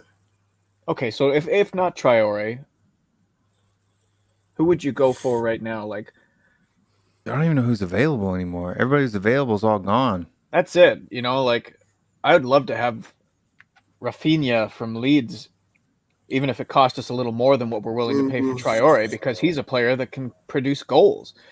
But is he for sale? Like, what are the ambitions of some of these clubs? Right? Everyone kind of has a price. Yeah, you're right. There's not many out there. There's not many strikers, right? I'm trying to think who's at Inter Milan. If we sell Kane now, I'm sorry, we're going to be in the same boat that we were in with Gareth Bale. Do you have that tingling feeling? That I do, because happen? Think about it. All of these suitable players that are being moved now, as we get nearer to the deadline, we've missed out on a lot of the talent. There's reasons why clubs make moves early in the window. Yeah. There's a reason. There's a reason why clubs don't habitually wait until deadline day to be doing their business, right? It's because the talent is sometimes worth it. It's like the Paratici said it himself. If you're in on a guy, it's okay to overspend. Yeah. I agree with that. And we don't seem to have ever really exercised that philosophy in the transfer window, and we're not seeing anything to differentiate from one year to the next. If we sell Kane now and we spend £150 million from now until the end of the window, what will we be getting? Yeah, it's just a lot of people. We could have picked up Ben Rama, could have picked up Rafinha, could have kept Bale. Someone says. Damsgaard still apparently what's his name? Fabiano. Fabinho, I can't remember. The agent, what's his name? Fabrizio Romano.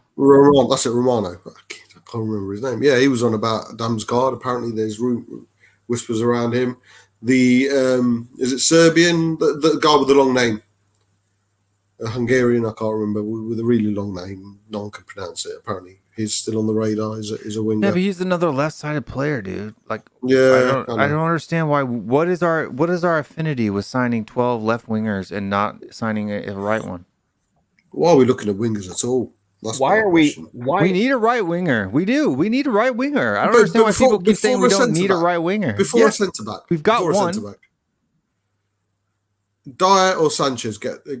For me, I'd pick a midfielder ahead of a right winger. If I'm honest, Will, we lose a skip. We've got like 300 midfielders. Who? So we're relying on Winks or Sissoko to come in instead of. If a Toby or Skip we have goes. Højbjerg, Skip, Ndombele, Lo Celso. Don't count Ndombele in that. He's here. He's technically a signed player we have on the squad, right? Sissoko, Winks, Mora. We have a ton of midfielders. We have 0 right wingers. Mm-hmm. Yep. We have four right backs and 0 right wingers. Yeah. We got people who could do a job down there. We have 4 right backs. We have 4 right backs, and the best one is not a natural right back. Yeah. That's it.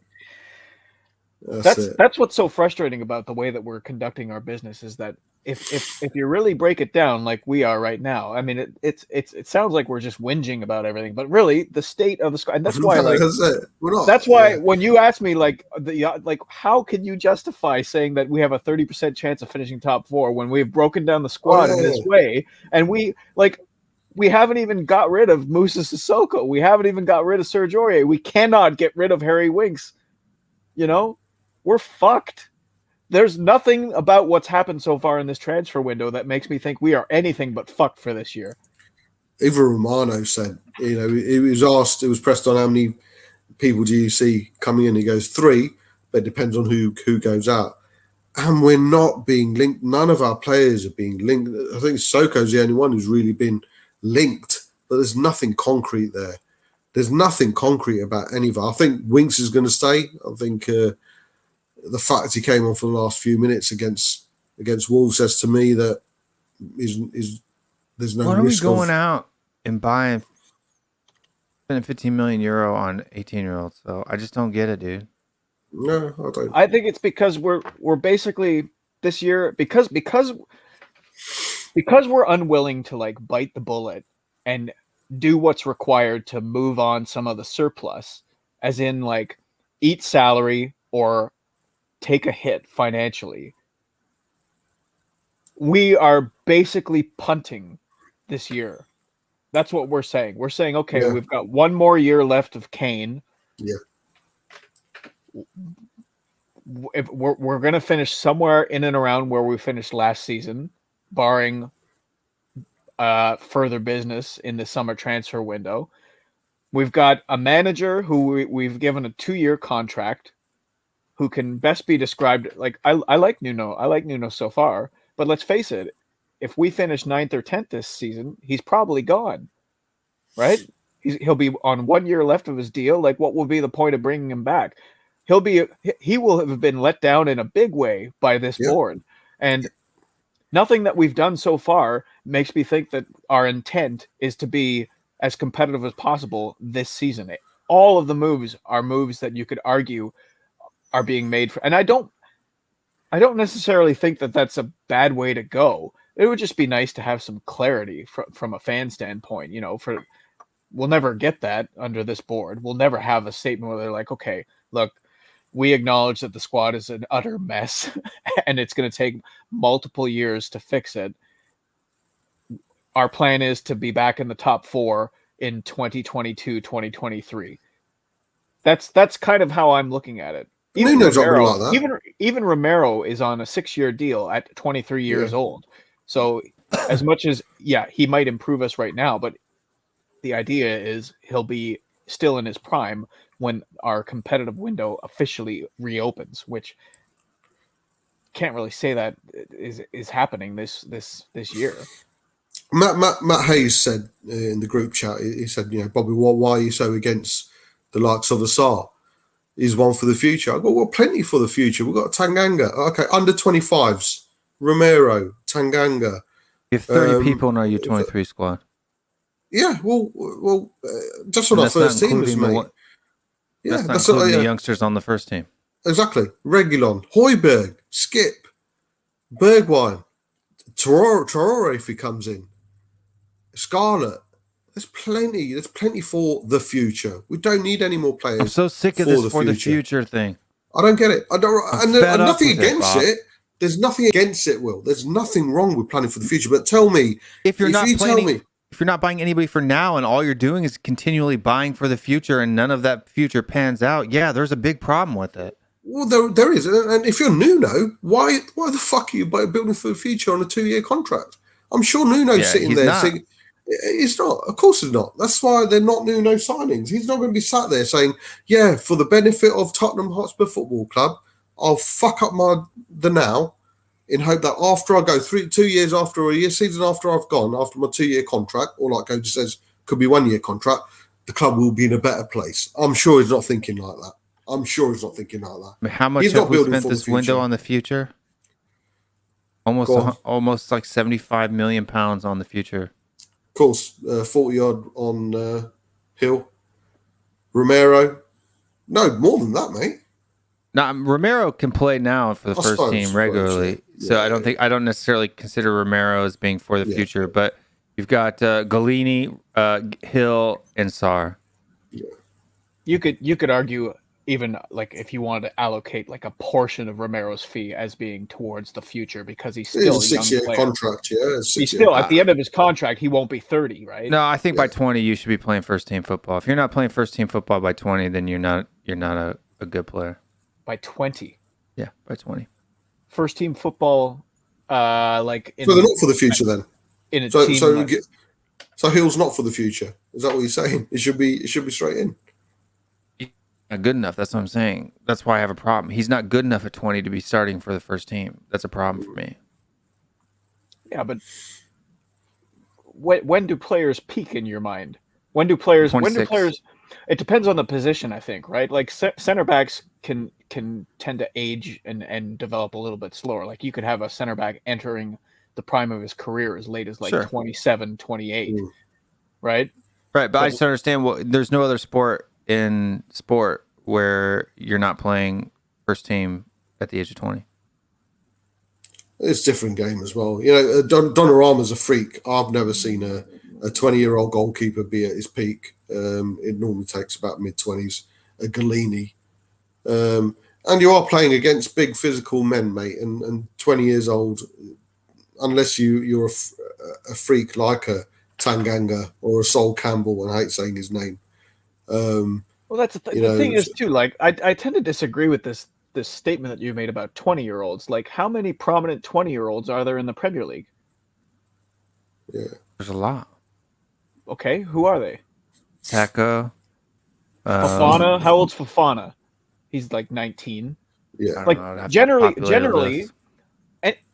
any player who is playing regular first team, like starting in the Premier League, if you're 20 years old, you're pretty much regarded as a starlet.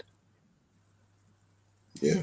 But why? So it's not really like it's not fair to say that the expectation should be that at 20 years old that you're playing regular first team football. I think you should be.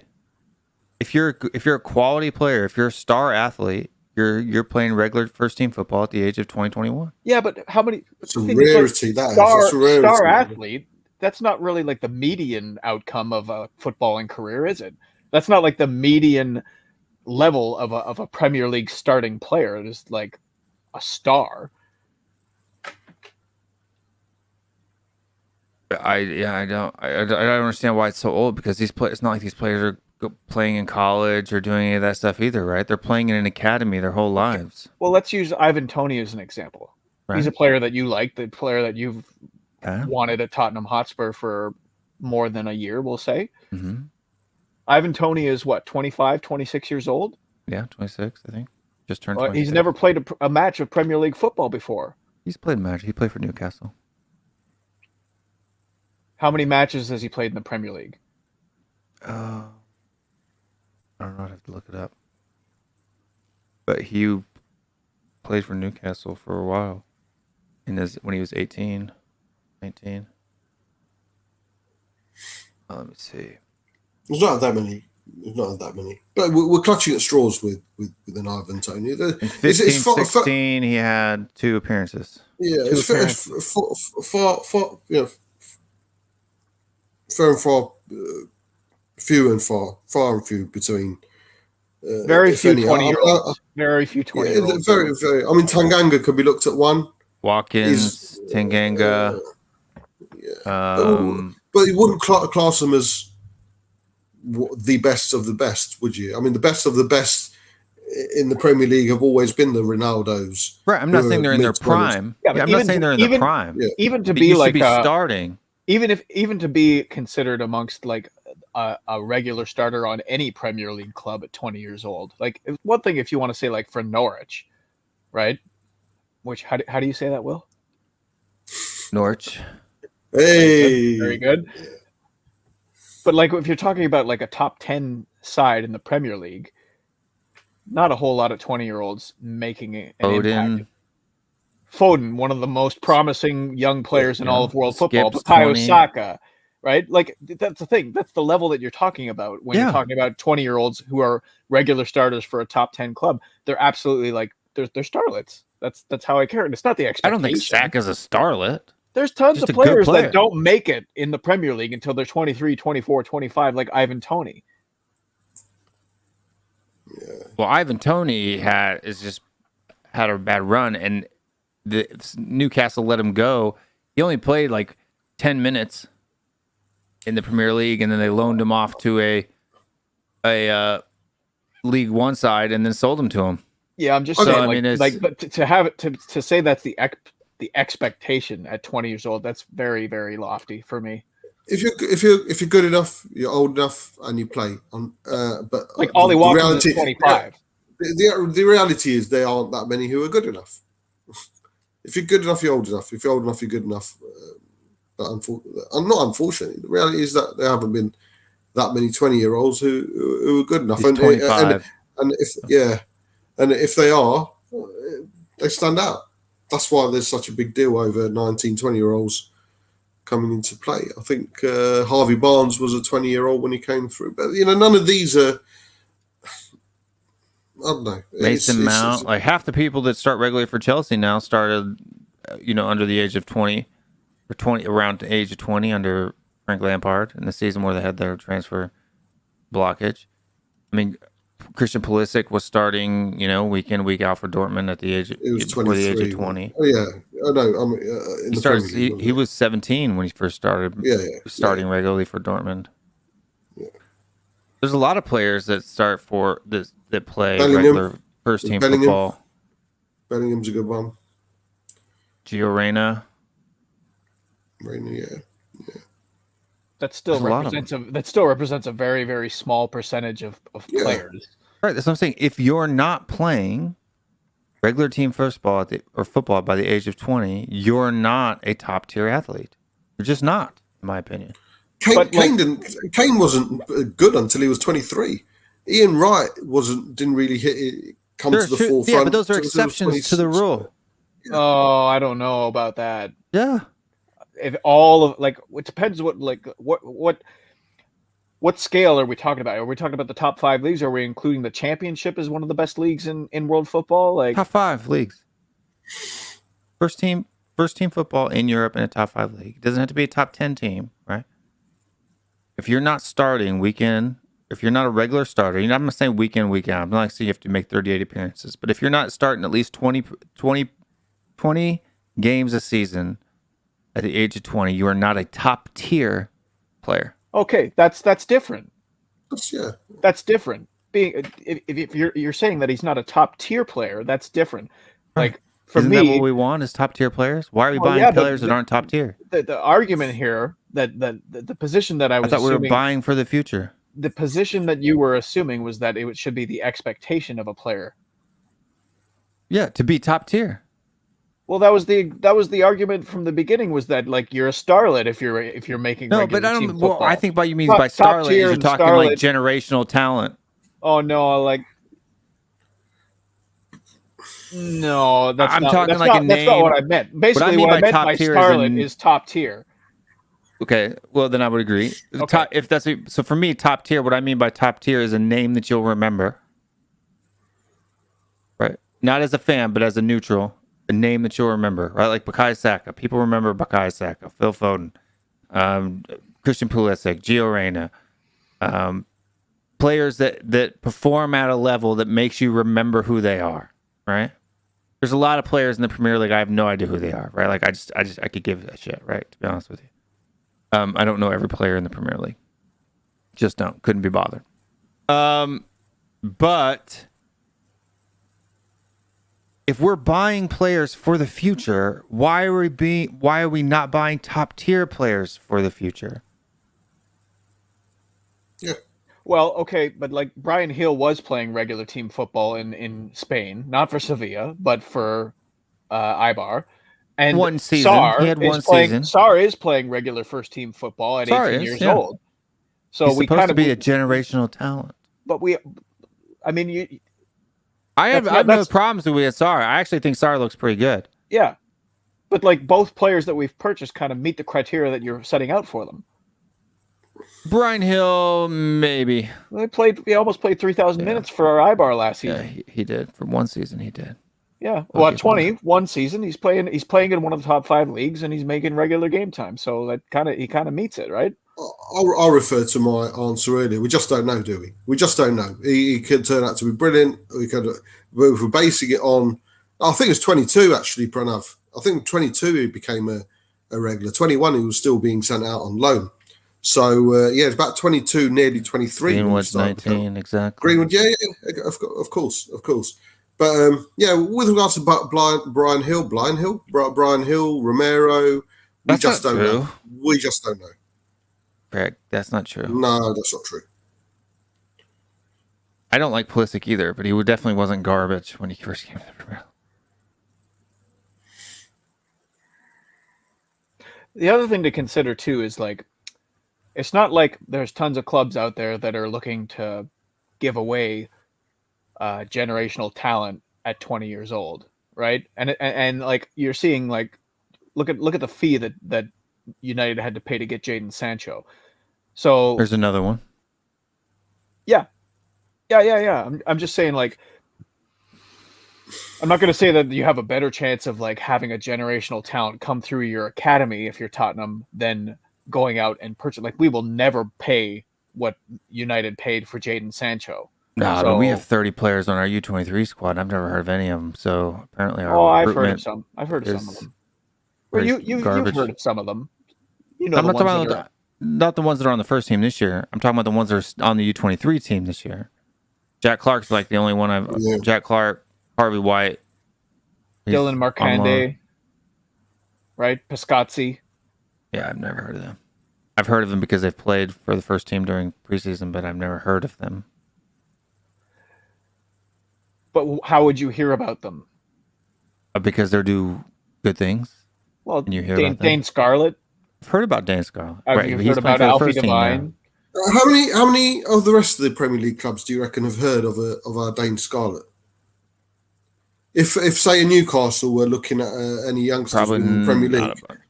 do you think Dane Scarlett would be top of their list? That's a good question, Bob. I don't think so. I don't think they would. I mean, there's a lot of talk inside our own club about him being the next Harry Kane, right? So If a Newcastle took or bought Dane Scarlett from us, or say a Man City, or no, not even Man City, a PSG, or whoever it is, they all would be saying, "Why are we buying a nobody, an unproven? Who is this guy?" Our reaction to a Brian Hill, probably.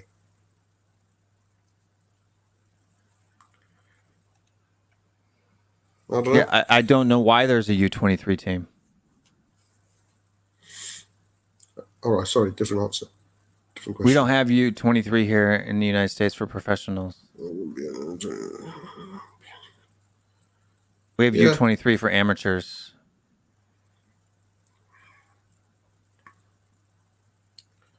Rather Dharma over Grill, but he bought Grill. I would rather spend the 40 million on a player with half the pace that Adama Traore has, but will make us, not to say that he won't, but make us a better team in the positions where we need strengthening. I would have spent that money on Danny Ings. 100%. Putting all banter to one side, 100%. And all this stuff about he wouldn't come in to be the number 2 against over Kane. Mate. We're Spurs. I know I keep saying that. It's a bit delusional of me saying that, but we've got so many games this season, man. Did anybody expect a 17-year-old to do something in the Premier League? Did any of us expect him to do something? I don't think we did. No. So we agree with you, James. I don't know who's saying. That's the reason why we want a striker in. The MLS has secondary teams where their younger talent gets regular match time. Yeah, we do. We have the championship, USL Championship, but we don't have U23s. In the United States, we don't have U23s. If you by the age of 20, if you don't have a professional contract, that means in a first team squad, right? They say, "Sorry, lad. Just it's not for you. Head on over to sports science." Right? I mean, that's what we do here in all of our sports. There are exceptions to that rule where you have people who end up breaking in, overtime or later. But those are exceptions. That's not the norm. It's not the norm. Yeah. It's not just like a U23 team for Europe. It's not. Yeah. It's Anyways, I think minor league. Generally speaking, with 7 days remaining in the transfer window, all of us are confused. Five working days, mate. 5 working days. Right. All of us are bloody confused. I'm not wrong, Scott Helper. I'm going to tell you how I'm not wrong, okay? The U23 squad is a squad that's separate from that. It's not the second tier of professional football in England, right? Is Premier League 2 the second tier of professional football in England? Is it, Bob? No. Is Premier League 2? No, it's not. It's a completely side league that goes around and does nothing. It's part of the academy, okay?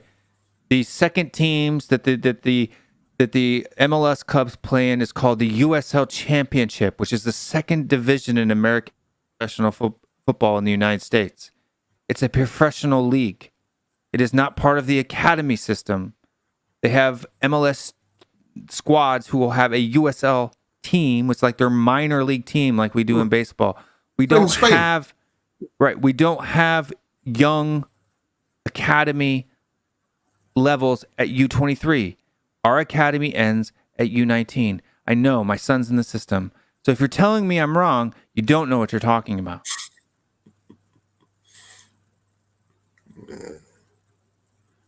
Nothing I know more than that. Right? The U23 squad is an academy thing that runs alongside of the Premier League. It is not a professional league. It is an academy system. It's part of the academy system. The MLS teams use it as a developmental team like the yes, the Europe because team. it's the second tier. It's a second tier. It's a different. It's different. It's professional. You're kind of agreeing, aren't you, Scott? In a way, you kind of confirmed. No, he's saying that USL Championship is like Premier League 2, and it's not. It's nothing like it. Not. No, it's not, mate. USL Championship is not Premier League 2. It's not. One is from the academy, one is a professional league, right? Yes, it's like the baseball system where it's called a minor league, but it's still professional.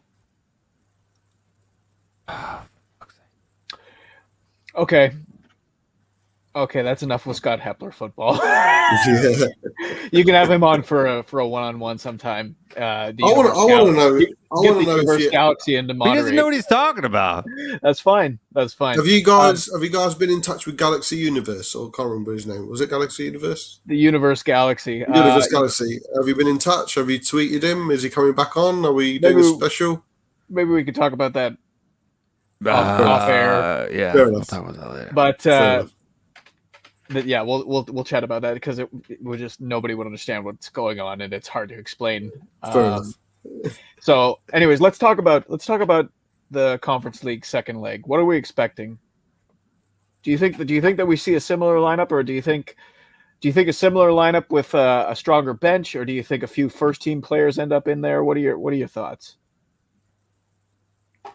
Exactly the same first 11 with a much stronger bench. That's what you would do. Yeah. Is that what you're expecting though?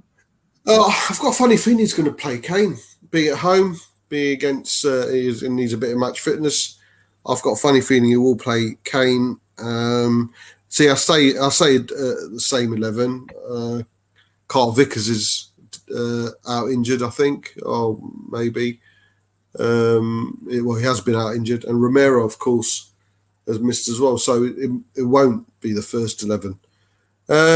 We need a win, don't we? It's going to be one of those. We put on the youngsters and see how it goes, and put a strong bench out, or start with a strong team. Put the youngsters on the bench. We want one or the other, but regardless, mate, we should be winning it 3-4-0. Let me know in the comments section, everybody watching. Do you think that we should be taking this competition? I mean, not necessarily like. Of course, you want to take every competition seriously. I think there's probably some people who would rather us almost get knocked out. But do you think that it should be a priority to win the Europa Conference League? Yes or no in the comments. And then Will, what do you think is going to happen here on Thursday? What do I think? Look, I think if we play the same squad we did last time, we lose. Well, Lose the game, or I don't think we scored 2 goals. you got to remember the away goals has been scrapped this year too. I know, but then you have to go to penalties.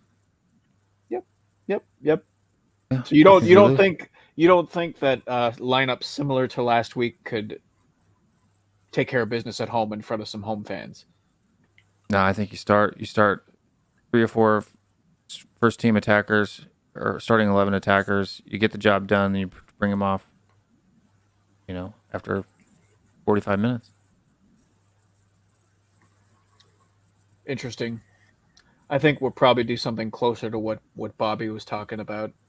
Because the thing is too, like, yeah, I don't know. It's not that I don't want to win the competition. I just don't want it to come at the price of an injury to a key player, I would rather go to the end of this competition, go toe to toe with Jose in the final, and win the cup than win the FA Cup in my mind. Oh, It's about the same for me. FA Cup and this cup is about the same for me. Definitely better than the energy drink cup. I would definitely take an FA Cup. Wash your mouth out with soap, young man. FA Cup compared to the Conference League. I would take an FA Cup. The thing is, I know what Will's logic is. I know that winning the Europa Conference League, it's a trophy. It gets you into the Europa League next year. It takes a little bit of pressure off where we finish in the Premier League, especially if you think that top 4 is like not a possibility. And like prize money will be a different thing. There's more coefficient points that come with it as well. Yeah. 30. But the FA Cup, man, the FA Cup. What does winning the FA Cup get you? It's Europa League football for next season. It's on a totally different level prestige-wise. Yes, historically, if we win the Conference League, we are going to get bantered the fuck. Like nobody's going to give 2 shits. Right? Okay, no, your statement. Your statement. No, let Will rebut. Let Will rebut. Okay. My statement is, right? Yes, historically, the FA Cup is better than that, right? Of course. There's no doubt about that. But history is history. Right now, practically, right? Winning the FA Cup is no different than winning the European Conference League. In fact, it's worse because you're not getting those coefficient points. But your question wasn't that. Your question was, I would rather win. Yeah, I would. No, if I was going to win a trophy, I'd win the FA Cup over the Conference League. Any day. Right, because that's for sentimental reasons. That's not for practical reasons for the club. If we've won the FA Cup, and Cody's research will prove this, if we've won a cup, we're normally in the top 4, 5, or 6. Cody? No. most domestic trophies are won by teams that finish 5th or higher in the Premier League over the last 20 years. Most, yeah. Of course, Yep. there's always going to be that. It's like with the FA Cup, it's like 75% of FA Cup winners in the last 20 every years. team who's played in the Europa League has finished in the top 6 of the. Every 100%. 100%, yeah. Right, No, all teams that play in the Champions League have finished in the top 4. 100%.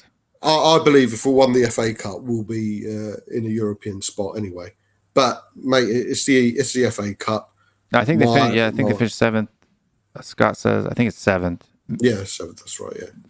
And they, No, they finished 9th that year. was it 9th? Yeah, we had Wigan beat Man City in the final, man. So I you know, thought there's they always went going to be down the year won before. They've won it 3 times in the last 6 years. They've won it.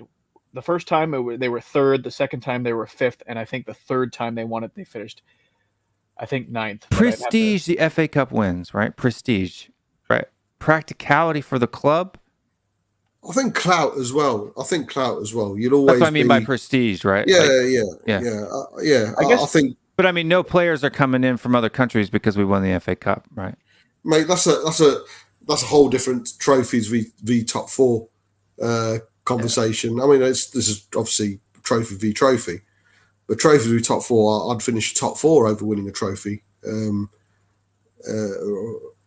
That's the unfortunate truth of today. A Champions League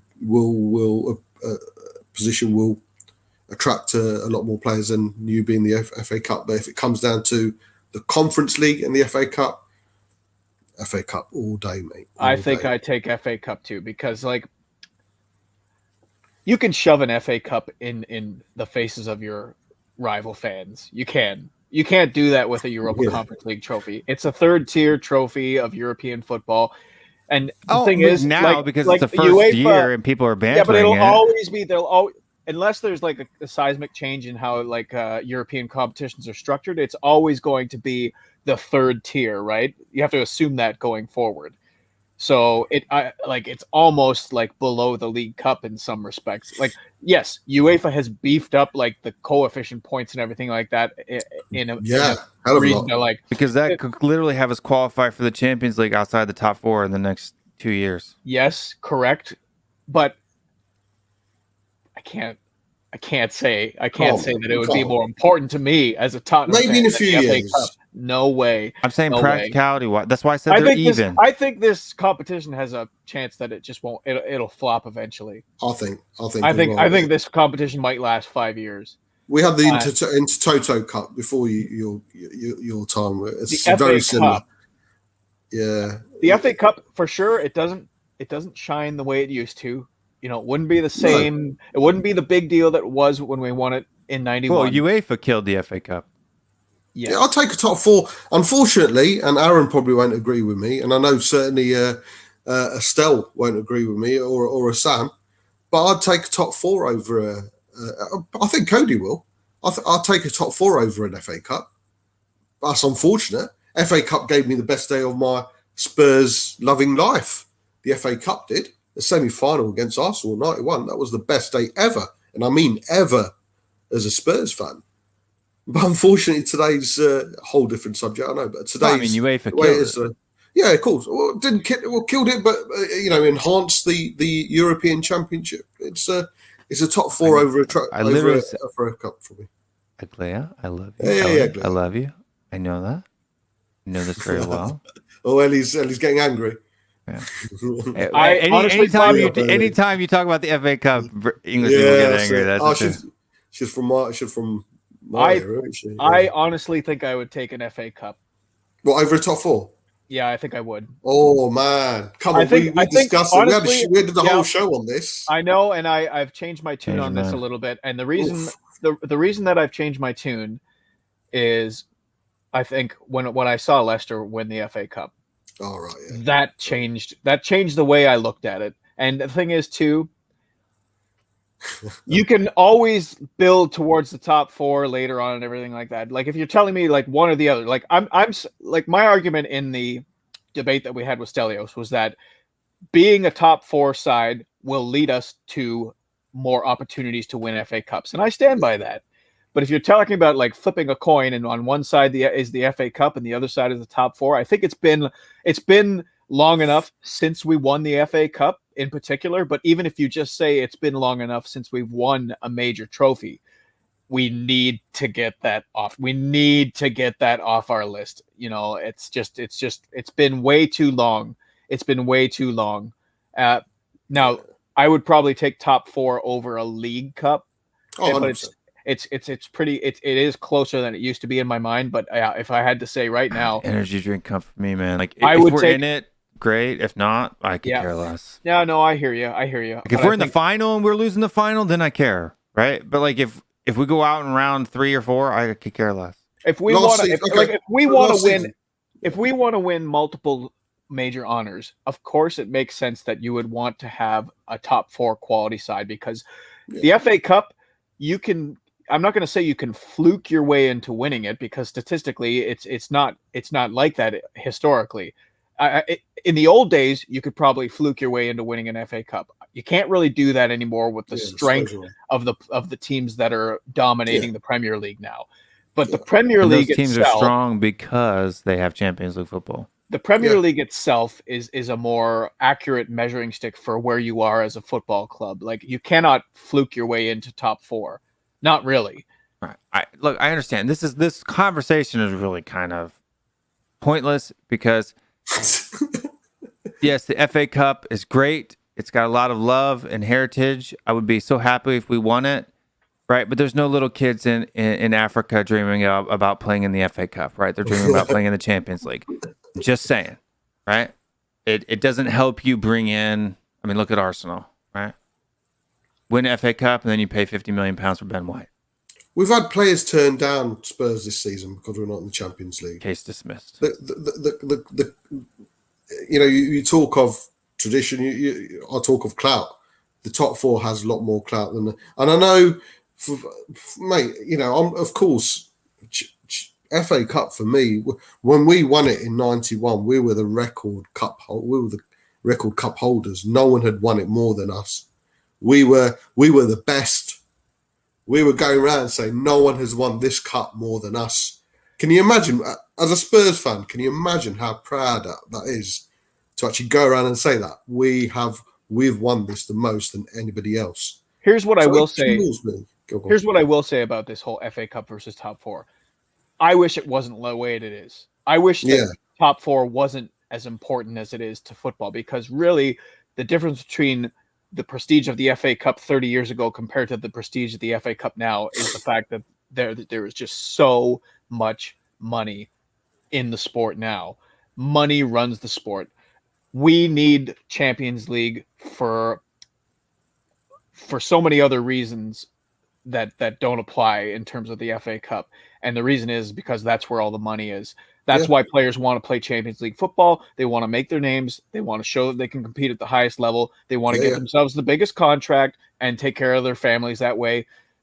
The FA Cup, I do wish I'm a nostalgic type person. Yeah, I know you do your research and everything. Yeah, I love looking at all the old photos and the old clips of us lifting the cup and how you used to parade yourself up and oh mate, I was there. You're in the middle of the stands and everything. Yeah. All the pomp and circumstance that used to surround the FA Cup. I wish it was just as strong now as it was. I will cheer it, and I will. When we finally win one in my lifetime, I will rub it in other people's faces. But I just want to comment on view on Spurs here, right? Kids dreaming of winning the FK. You're wrong. Listen to Gascoigne. I want you to look at the name that you used an example there. Yeah. Okay. That player is from a completely different generation before the Champions League listed. Yeah. Back then you're right, 100%. Yeah. And I'm sure there probably still are little kids in England right now who dream about playing in the FA Cup who act that out. But I would probably guess that there are also just as many who are dreaming about playing in the Champions League final than playing in the FA Cup. Right? I'm sure if you ask them if they want to play in the FA Cup, they would say yes. They're also dreaming about the Champions League. just saying. Bob Spur Jr. would rather win the FA Cup, as he goes, Fafa Cup, as he calls it. I've showed him the 91 Cup final many a times and shown him pictures of when I was there.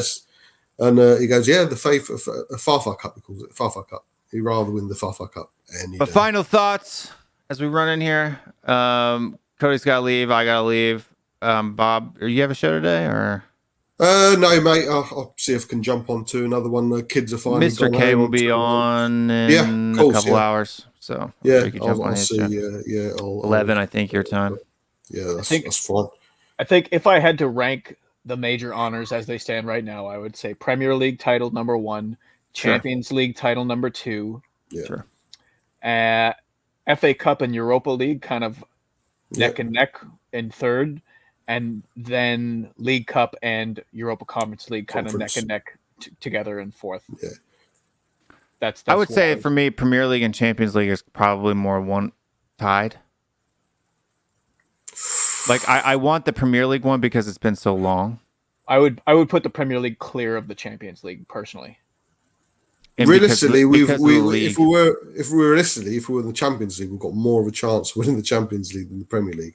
Yeah, because it's shorter competition and exactly. more so for me, which is part of why I think the Premier League carries 100%. Yeah. I mean, I think for me, the prestige, like I would be just as happy for both.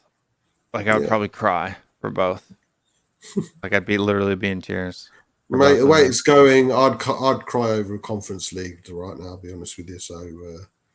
And then for me, the FA Cup is higher than Europa. I think.